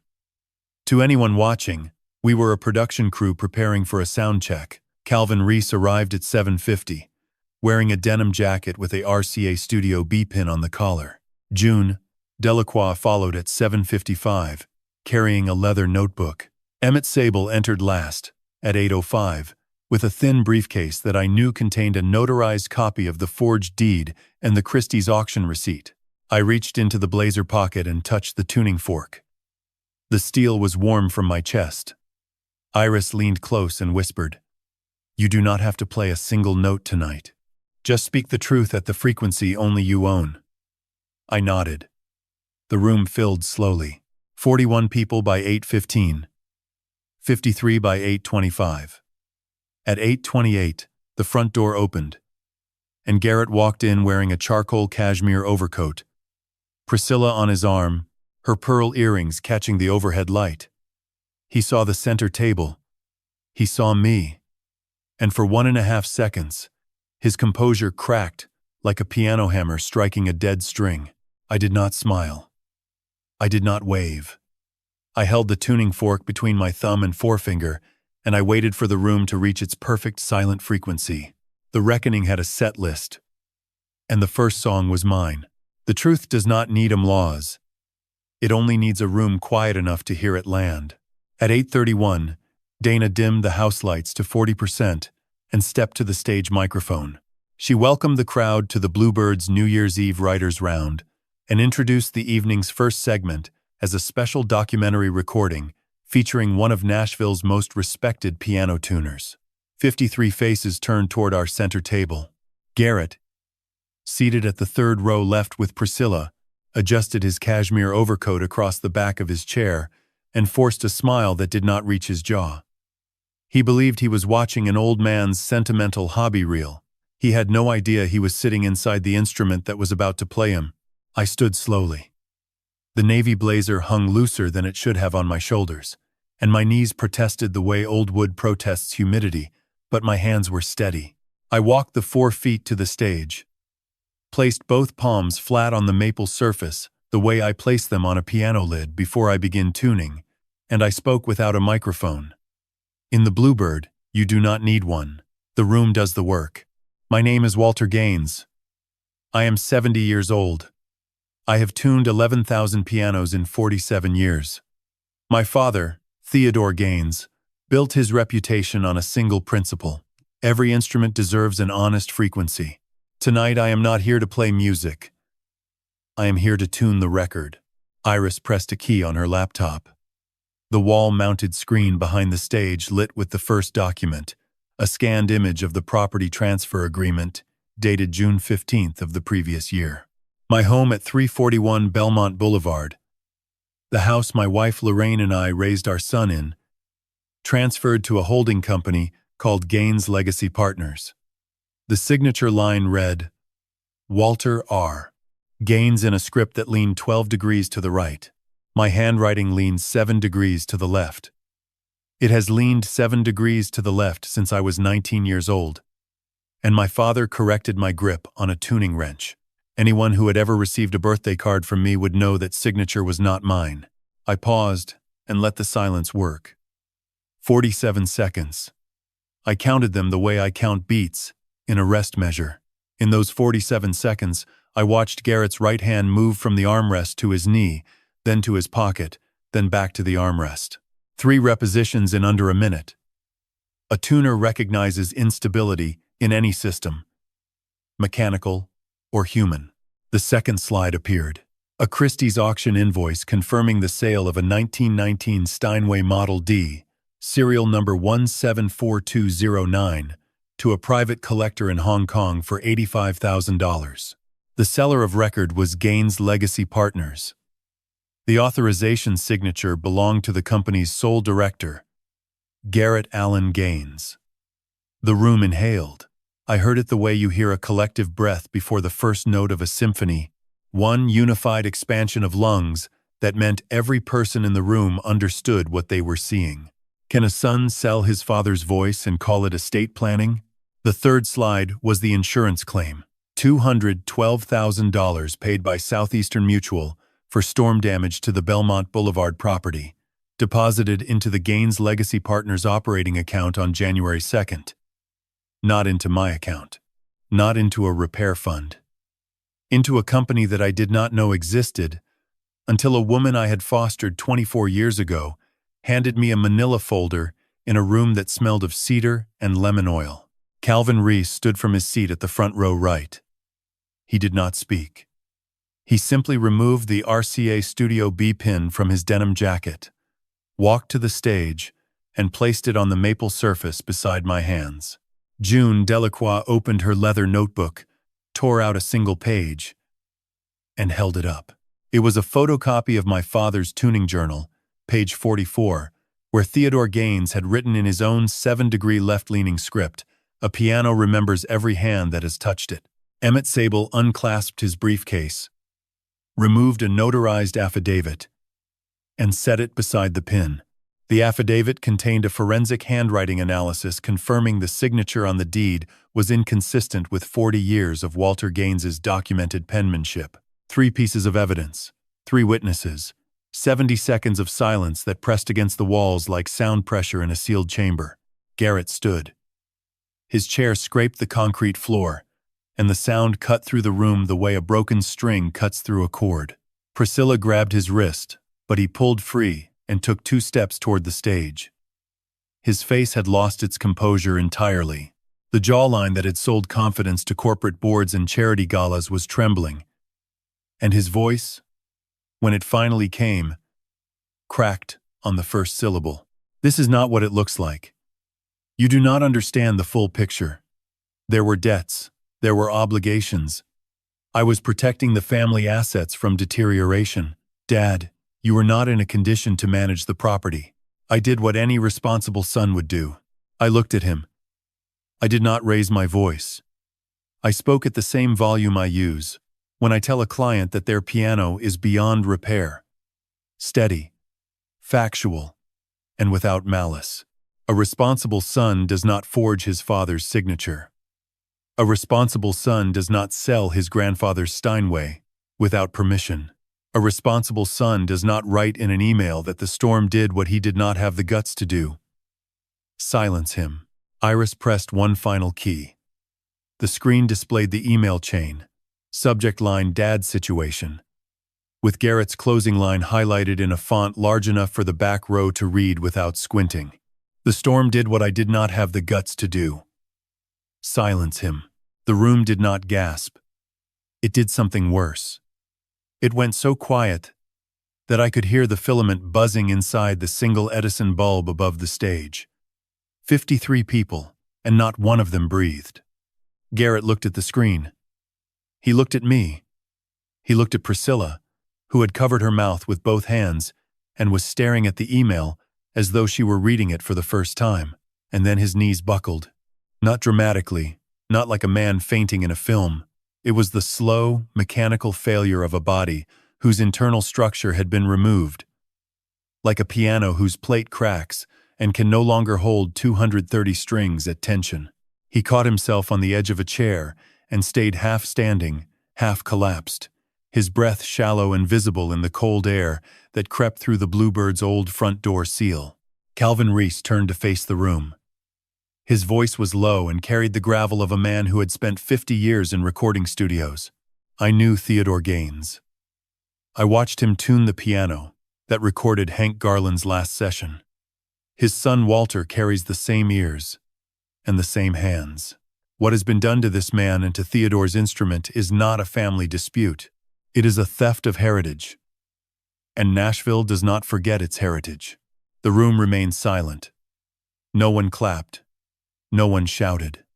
The silence itself was the verdict. A sustained rest that held more weight than any chord I had ever tuned. I reached into my blazer pocket and gripped the steel tuning fork. It was still warm from my chest. I had not struck it once all evening. I did not need to. The room was already vibrating at the exact frequency I required. Outside, through the Bluebird's narrow front windows, the first fireworks of midnight climbed above the Nashville skyline. A new year, a new pitch, and a son who would have to decide, before the last spark fell, whether he would spend the rest of his life flat or find the courage to tune himself back to center. Forgiveness is not a chord you strike. It is a note you hold until your lungs have nothing left. And then you hold it. One measure longer. 3 days after the Bluebird, a white envelope appeared on the front step of Iris's Germantown home. No postmark. No return address. Just my name written in a script that leaned 12 degrees to the right, the same hand that had forged my signature on a deed 18 months earlier. I picked it up the way you pick up a cracked tuning pin, carefully. Because even broken things carry tension. Inside was a single cashier's check for $75,000 drawn from Garrett Allen Gaines's personal account at First Horizon Bank, dated January 3rd. No letter. No apology. Just the check and a second item, a brass key I did not recognize. Iris stood behind me in the doorway and said nothing. She had learned silence from me 24 years ago, and she wielded it better than I ever had. I held the check up to the morning light, as though I could read something hidden in the watermark. A sentence. A reason. A frequency that would explain how a man dismantles his own father and then tries to rebuild him with a rectangle of paper. $75,000. Not the full amount. The Steinway alone had sold for $85,000, and the insurance payout was $212,000. But $75,000 was not a settlement. It was a down payment on something Garrett could not yet name. I folded the check, placed it in my breast pocket beside the tuning fork, and called the number printed on the back of the brass key. Garrett answered on the second ring. His voice was stripped of every frequency I associated with confidence. No resonance. No projection. Just a flat, tired tone that reminded me of a piano string that has been tuned too many times and lost its elasticity. I want to help rebuild. Not with money. With my hands. Tell me where and when. I told him to meet me at Belmont Boulevard at 7 in the morning on January 5th. I told him to wear clothes he did not care about. I told him to leave his phone in the car. He said he understood. I hung up and placed the brass key on the kitchen counter. Iris picked it up, turned it twice in her fingers, and said it was a key to a storage unit on Dickerson Pike. She recognized the brand stamp. She did not say what she thought was inside. She did not need to. We both knew Garrett was returning something. Piece by piece. Because returning everything at once would require a kind of courage he had not yet earned. Have you ever watched a man in a $4,000 suit swing a sledgehammer? It is the most honest thing money cannot buy. Garrett arrived at Belmont Boulevard at 6:53 on January 5th. He wore a gray cotton work shirt, jeans with a crease that suggested they had been ironed, and boots that had never touched mud. His Apple Watch glowed on his left wrist. The lot where my house had stood was a frozen debris field, the oak tree still lying across the foundation like a fallen bridge, its root ball exposed and crusted with ice. The city had not yet cleared the site. Insurance had not yet released funds for demolition. The wreckage was mine, to sort through by hand. I handed Garrett a pair of leather work gloves and a pry bar. I did not explain what we were doing. I simply walked to the northeast corner of the foundation, where the living room had been, and began pulling boards. He followed. For the first 40 minutes, neither of us spoke. The only sounds were the crack of frozen wood, the scrape of nails against concrete, and the occasional groan of the oak, settling deeper into the rubble. Garrett struggled. His grip on the pry bar was wrong. Too high, too tight. The way a man grips something when he is afraid of it. I showed him once how to position his hands, 6 inches apart, dominant hand at the fulcrum, and he adjusted without protest. By the second hour, his iron jeans were black with mud, and his palms were red through the gloves. At 9:14, I reached a section of debris that I recognized. A curved piece of spruce, 18 inches long, split along the grain but still holding its lacquer finish. It was part of the Steinway's rim. I set it aside without comment. Garrett saw it. He stopped prying. He stared at the spruce fragment the way you stare at a photograph of someone you have wronged. Not with guilt alone, but with the specific grief of recognizing that damage is easier to inflict than to understand. We worked until 1 in the afternoon. 6 hours. In that time, we cleared roughly a third of the debris from the living room footprint. We filled 2 rented dumpsters with shattered drywall, broken joists, and fiberglass insulation that had turned gray with mold. And at 12:47, under a collapsed section of the interior wall that had once held Lorraine's bookshelves, I found it. The middle C ivory key.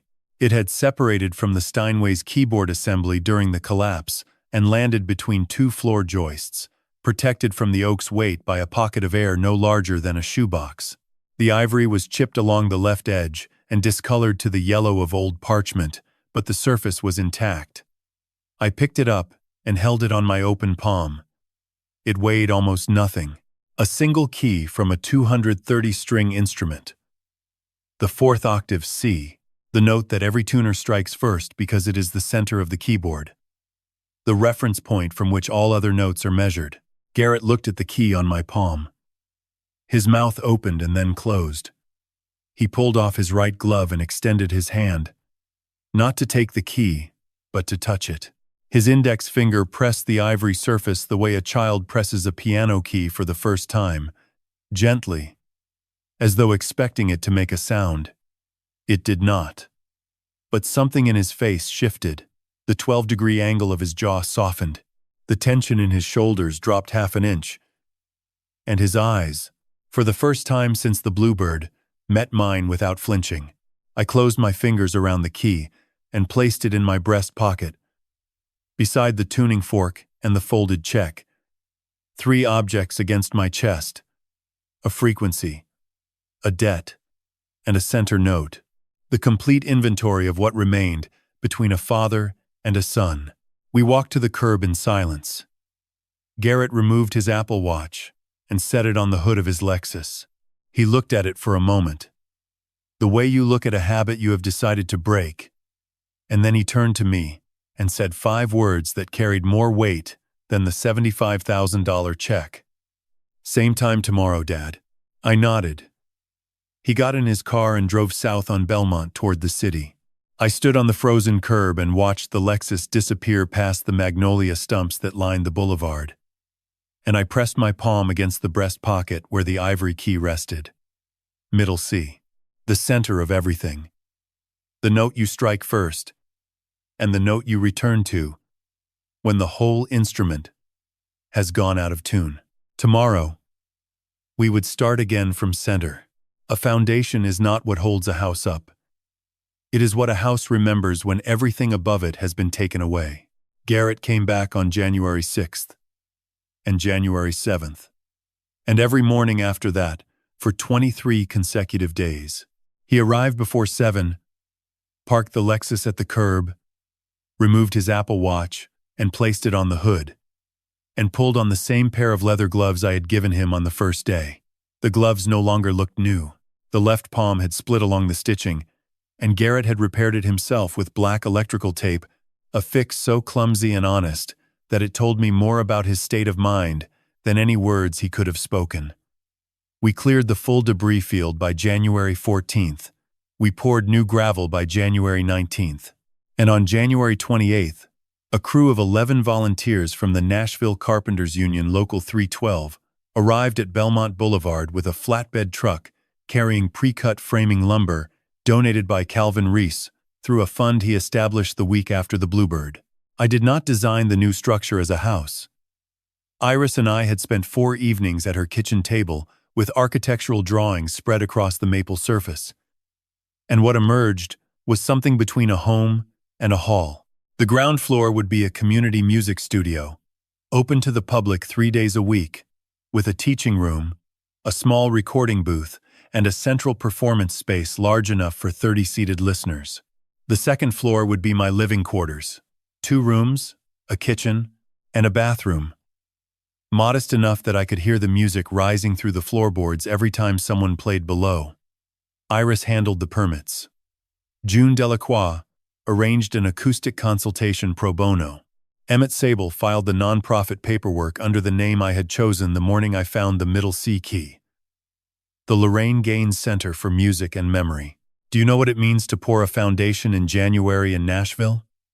The ground temperature hovers just above freezing, and concrete cures slowly, which means every pour requires heated blankets and patience. But slow curing produces stronger concrete.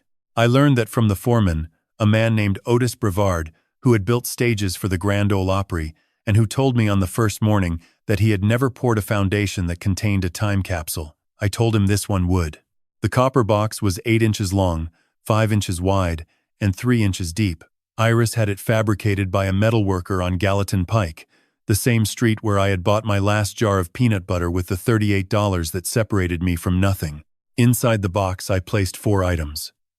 The first was a coil of 6 Steinway bass strings, salvaged from the wreckage, still holding the green patina of aged copper winding.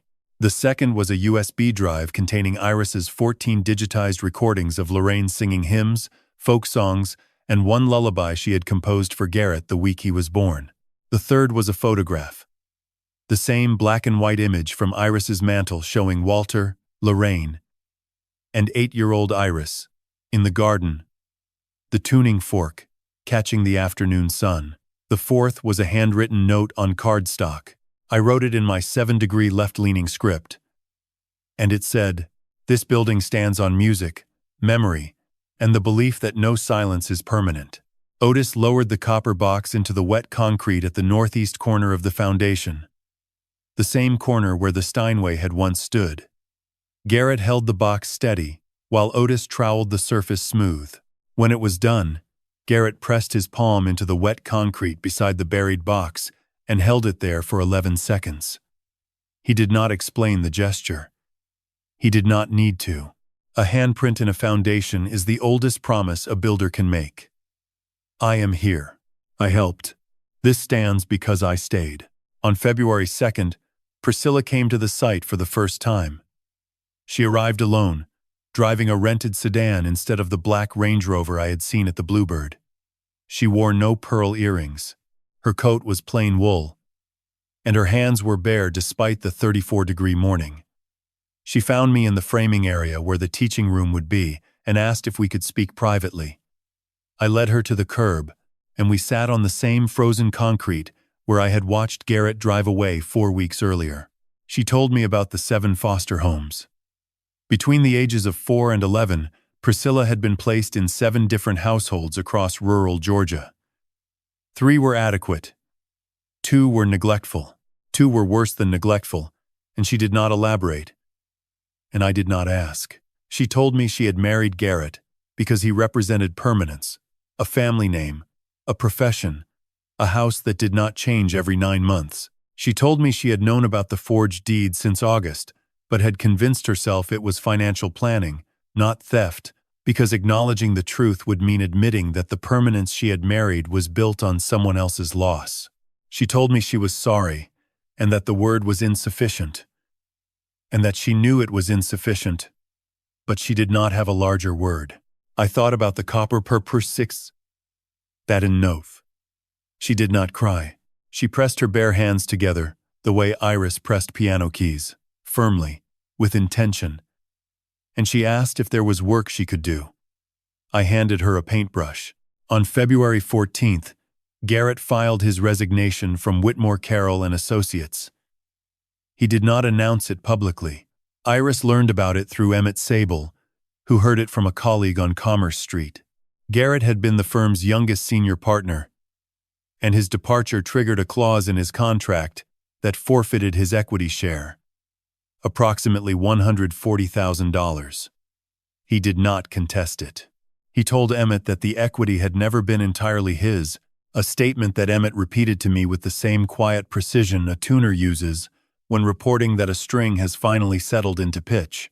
On the last Saturday of February, when the framing was complete and the roof trusses formed a skeleton against the gray Nashville sky, I asked Garrett to help me with one final task before the walls went up. We drove to a nursery on Nolensville Pike and selected a white oak sapling 4 feet tall with a root ball wrapped in burlap. We carried it back to Belmont Boulevard and planted it 7 feet from the northeast corner of the foundation, directly above the buried copper box. The old oak had fallen and crushed everything I owned. This new one would grow above everything I had chosen to remember. Garrett dug the hole. I held the sapling steady. Iris poured the first bucket of water, and Priscilla, standing 3 feet behind us with the plain wool coat buttoned to her throat, whispered something I did not hear clearly, but that sounded, in the frequency of the February wind, like the word home. The oak would take 30 years to reach full canopy. I would not live to see it, but the copper box beneath its roots would outlast us all, holding 6 strings, 14 songs, 1 photograph, and a sentence written in a 7-degree hand that promised the silence was never the ending. A standing ovation is not about the man on the stage. It is about the moment the audience realizes they have been listening to something they almost lost. The invitation arrived on the first Monday of March in a cream envelope with the Country Music Hall of Fame and Museum seal embossed in copper on the flap. Inside was a single card printed in a serif font that reminded me of the typeset my father used for his business cards in 1958. It read, "The Board of Directors of the Country Music Hall of Fame and Museum cordially invites Walter Theodore Gaines to receive the Lifetime Achievement Award in recognition of 47 years of service to the art of piano tuning and the preservation of Nashville's acoustic heritage. Ceremony, March 21st, 7 in the evening, Ford Theater. Black tie optional." I read the card 3 times. Then I turned it over, expecting to find an asterisk, a condition, a footnote that explained the mistake. There was none. Iris told me that Calvin Reese had submitted my nomination the day after the Bluebird. June Delacroix had co-signed the recommendation with a 4-page letter that included spectral analysis comparisons of pianos I had tuned against factory standard benchmarks, proving that my tuning accuracy across 4 decades consistently fell within 0.3 cents of perfect temperament. Emmett Sable had provided the legal documentation confirming the Steinway's provenance and my father's contribution to Nashville's recording legacy.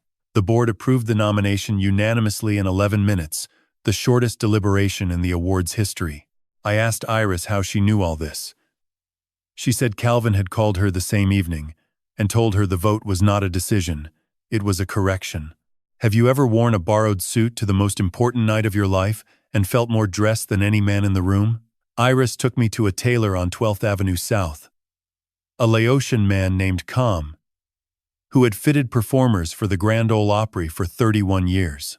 Com measured my shoulders, my inseam, my neck, and then paused at my chest and asked what I carried in my breast pocket.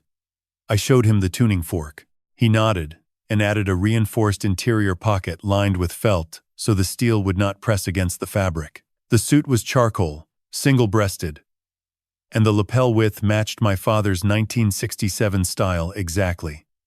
Com refused payment. He said any man who keeps a tuning fork over his heart has already paid for everything he will ever wear. The Ford Theater holds 804 seats. On March 21st, every seat was occupied. I entered through a side door that Iris had arranged, and for 30 seconds I stood behind the curtain and listened to the sound of 800 people settling into their chairs. It is a sound I know well. It is the same sound a concert hall makes before the pianist touches the first key, a collective rustling that gradually narrows into silence, like a river entering a canyon. Calvin Reese delivered the introduction. He stood at the podium in his denim jacket, the RCA Studio B pin back on his collar, and he spoke for 7 minutes without notes. He talked about my father's hands and how Theodore Gaines could diagnose a tuning fault by pressing a single key and listening to the decay for 4 seconds. He talked about the 11,000 pianos I had tuned and how each one was a conversation between the instrument and the man who understood its voice. He talked about the ice storm and the 3 nights in a frozen car and the manila folder and the bluebird. And then he said something that silenced the room the way only truth can silence a room. Most of you know Walter Gaines as a piano tuner. Some of you know him as Theodore Gaines's son. But there is a man in this theater tonight who knows Walter as something more fundamental than either of those things. He knows Walter as his father, and he has asked for 1 minute of your time to say what he should have said on the night of December 24th when a 70-year-old man knocked on his door in a blizzard and was turned away. Garrett stood from the 4th row. He was not wearing a suit. He was wearing the gray cottonwork shirt he had worn every morning on Belmont Boulevard, the one with concrete dust embedded in the cuffs and a small tear on the left shoulder from a nail that caught him during framing. He walked to the stage, and 804 people watched a man climb 5 steps in work boots that still carried red Tennessee clay on the soles. He reached the podium. Calvin stepped aside. Garrett gripped the edges of the lectern and looked out at the audience, then down at me in the front row, and he spoke without clearing his throat, without adjusting the microphone, without any of the polished gestures I had watched him perform at charity galas and corporate events for 15 years. My father tuned pianos for 47 years. He tuned mine for 41. I stopped listening. I convinced myself that his frequency was outdated, that his music belonged to a generation I had outgrown. I sold his instrument. I forged his name. I closed my door on the coldest night of his life and called him a liability. I do not stand here to ask for forgiveness, because forgiveness is his to give, on his own timeline and in his own key. I stand here to announce that as of today, the Lorraine Gaines Music Foundation is fully funded with an endowment of $300,000, sourced from the liquidation of my equity, my savings, and the sale of every asset that was built on what I took from him. This foundation will operate the Lorraine Gaines Center for Music and Memory on Belmont Boulevard and will provide free piano instruction, recording access, and acoustic preservation services to the Nashville community in perpetuity. This is not my redemption. This is his legacy. And I will spend whatever years I am given making sure the frequency he taught me is the one this city remembers. The room did not erupt. It swelled. The applause began in the back row and moved forward like a wave in a closed hall, gaining resonance as it traveled, until 804 people were standing, and the sound pressure in the Ford Theater reached a level I had only felt once before, in 1989, when I tuned the Steinway for a sold-out performance, and the audience rose before the final chord had finished decaying. Garrett reached into the pocket of his work shirt and removed a small object wrapped in white linen. He unfolded the cloth and held it out to me. It was the middle C ivory key. He had taken it from my breast pocket sometime during the 23 days of labor on Belmont Boulevard, brought it to a restoration specialist on Music Row, and had the chip repaired, the surface cleaned, and the ivory polished until it glowed the same warm cream it had carried in 1920 when my father's Steinway was new. I took the key from his palm. It weighed almost nothing, but it held the entire center of the keyboard, the reference pitch from which every other note finds its place. I pressed the ivory to my chest, beside the tuning fork, and I looked at my son. I did not speak. The room was still standing. The applause was still resonating.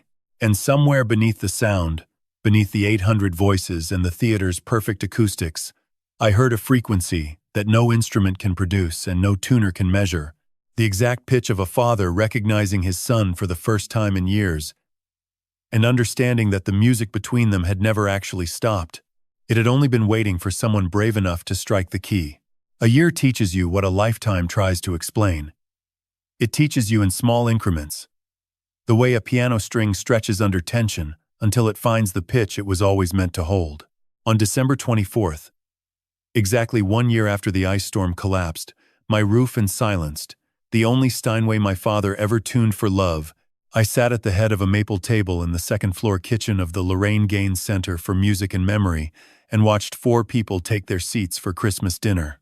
Garrett sat to my left, his hands still carrying the calluses from 23 days of labor and 9 months of volunteer construction. Priscilla sat beside him, her fingers resting on the table without jewelry, without polish, without the decorative armor she had worn the night I first saw her at the Bluebird. Across from them sat Iris, her silver-chained tuning fork catching the light from 3 beeswax candles that Garrett had placed at the center because Lorraine had always insisted Christmas dinner required exactly 3, one for the past, one for the present, and one for whatever comes next. Beside Iris sat Marcus, Garrett's 11-year-old son, who had grown 3 inches and developed a habit of tapping his right index finger against flat surfaces in 4/4 time, a rhythm I recognized because I had done the same thing at his age. The table was maple because Iris had built it herself. She had taken a woodworking course on Charlotte Avenue in October and spent 6 weekends cutting, joining, sanding, and finishing a 6-foot table from reclaimed maple, salvaged from the old Ryman Auditorium during renovation. The grain was tight and golden.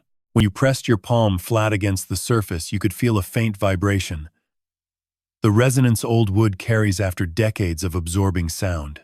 Iris chose maple because it is the same wood used for piano bridges, the curved piece that transfers string vibration to the soundboard. A table made of bridgewood. Every meal, a transmission. Is there anything more terrifying than a family that has broken itself and chosen to sit at the same table again? Not because the fractures have healed, but because every person has decided that the sound they make together, even flawed, is better than the silence of eating alone. Dinner was simple. Roasted chicken with rosemary. Collard greens cooked the way Lorraine taught me in 1981, with apple cider vinegar and brown sugar. Cornbread from a cast-iron skillet Iris bought at the same Kroger on Gallatin Pike, where a floor manager once asked me to leave. Sweet potato pie from a recipe Priscilla brought from her grandmother in rural Georgia. The only inheritance she said no one could forge or sell. Marcus asked about tuning forks and why they vibrate at exactly 440 cycles per second. I told him. A 440 was an agreement. a decision musicians made together that one frequency would be the reference for all others. He asked who decided. I said everyone decided together.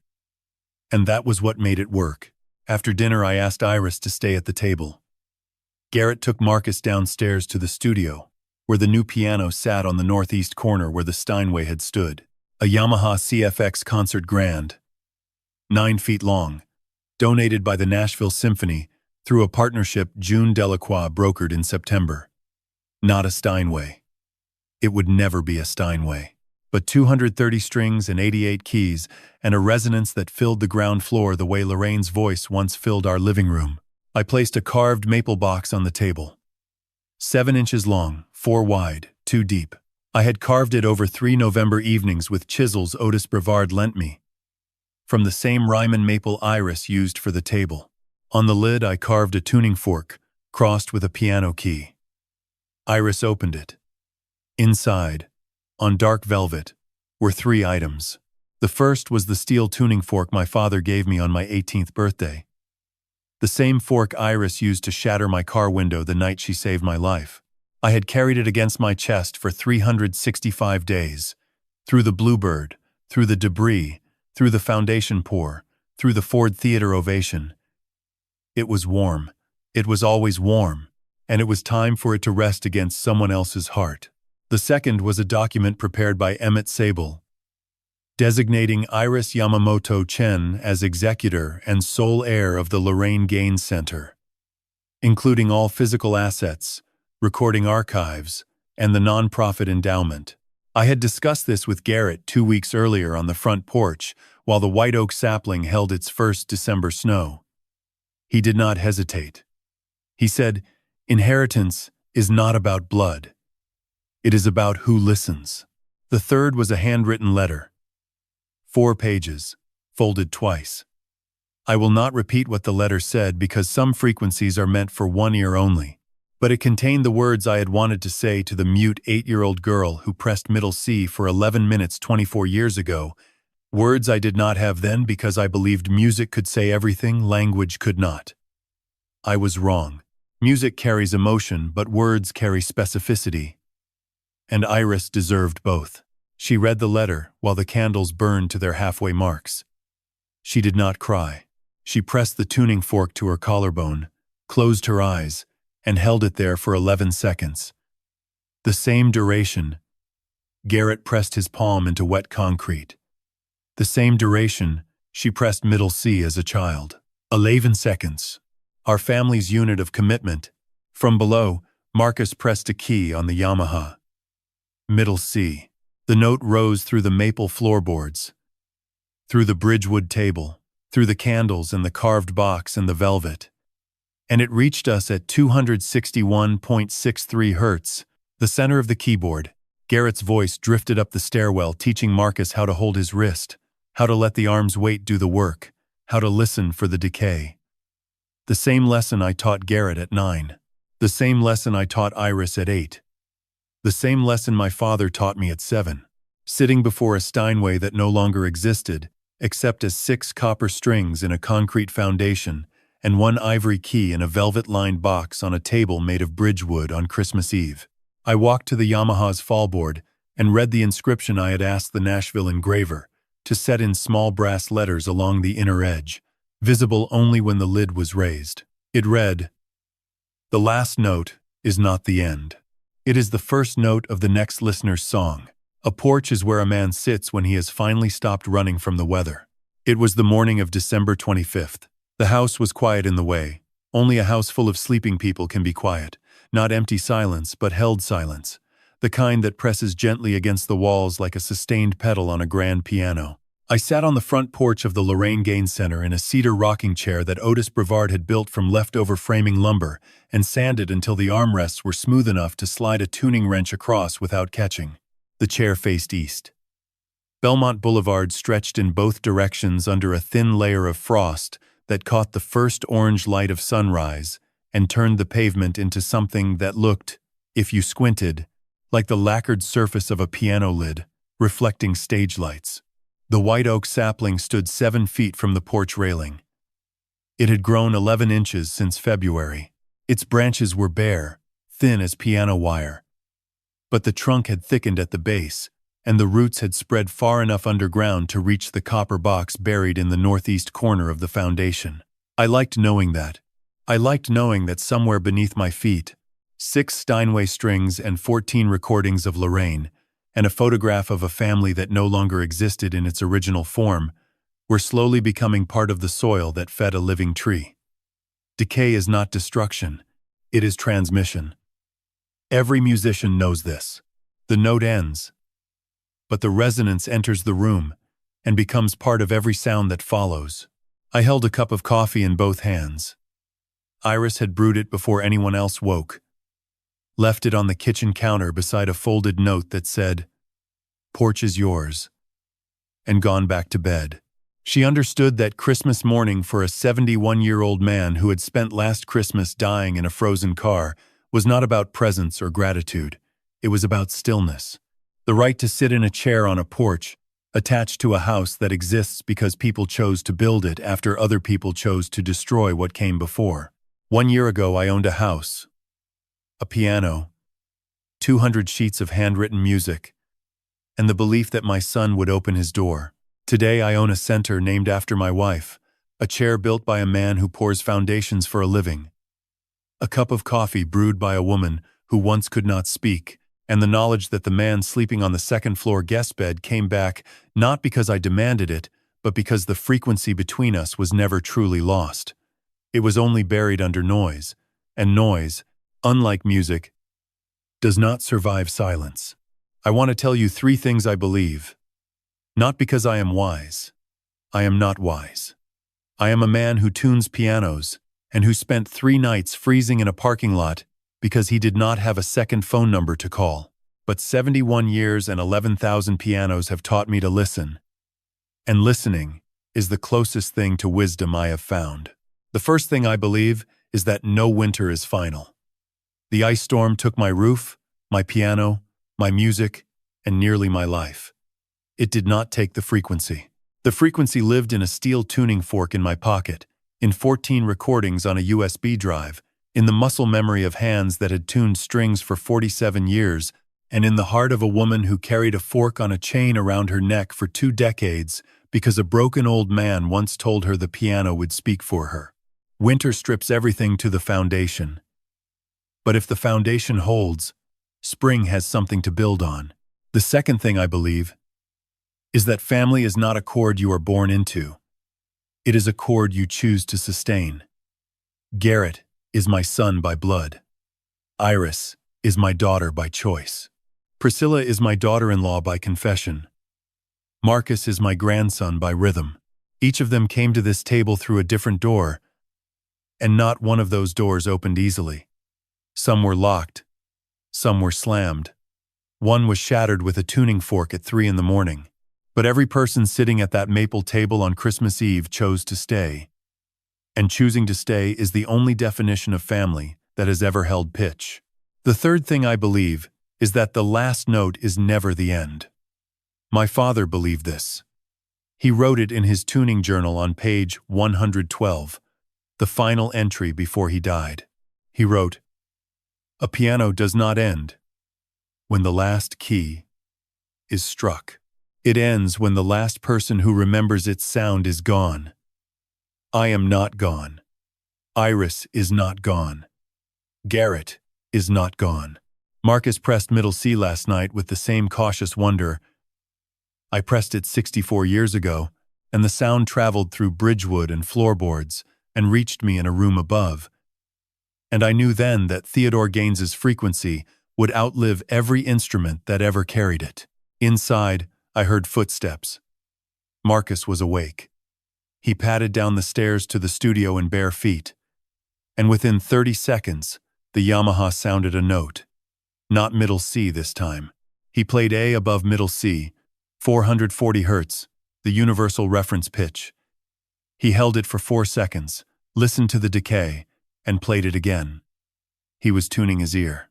He was teaching himself to listen for the center before he played anything else. No one had taught him to do this. No one needed to. Some frequencies pass through walls, through concrete, through copper boxes and oak roots, and 24 years of silence, and they arrive in the hands of an 11-year-old boy who does not yet know that he is carrying the sound forward, but who presses the key anyway because something in him recognizes that the vibration matters. I set the coffee cup on the porch railing and closed my eyes. The morning sun was warm on my face. The frost on Belmont Boulevard was beginning to melt. The white oak sapling cast a thin shadow across the front steps, and from inside the Lorraine Gaines Center for Music and Memory, the sound of a single piano note rose through the open window and entered the December air and traveled down the boulevard in both directions, east toward the sunrise and west toward the city, carrying with it every frequency my father had tuned, every song my wife had sung, every silence my son had broken, and every word my daughter had finally learned to speak. The roof is steady, the piano is tuned, and the house is full of music again. If this story moved you, I ask only one thing. Call someone you have not spoken to in a long time. Not tomorrow. Tonight. The frequency between you may be buried, but it is not gone. It is waiting for someone brave enough to strike the key. This story is a work of fiction. Names, characters, places, and events are the product of the author's imagination. Any resemblance to actual persons, living or dead, or actual events is purely coincidental.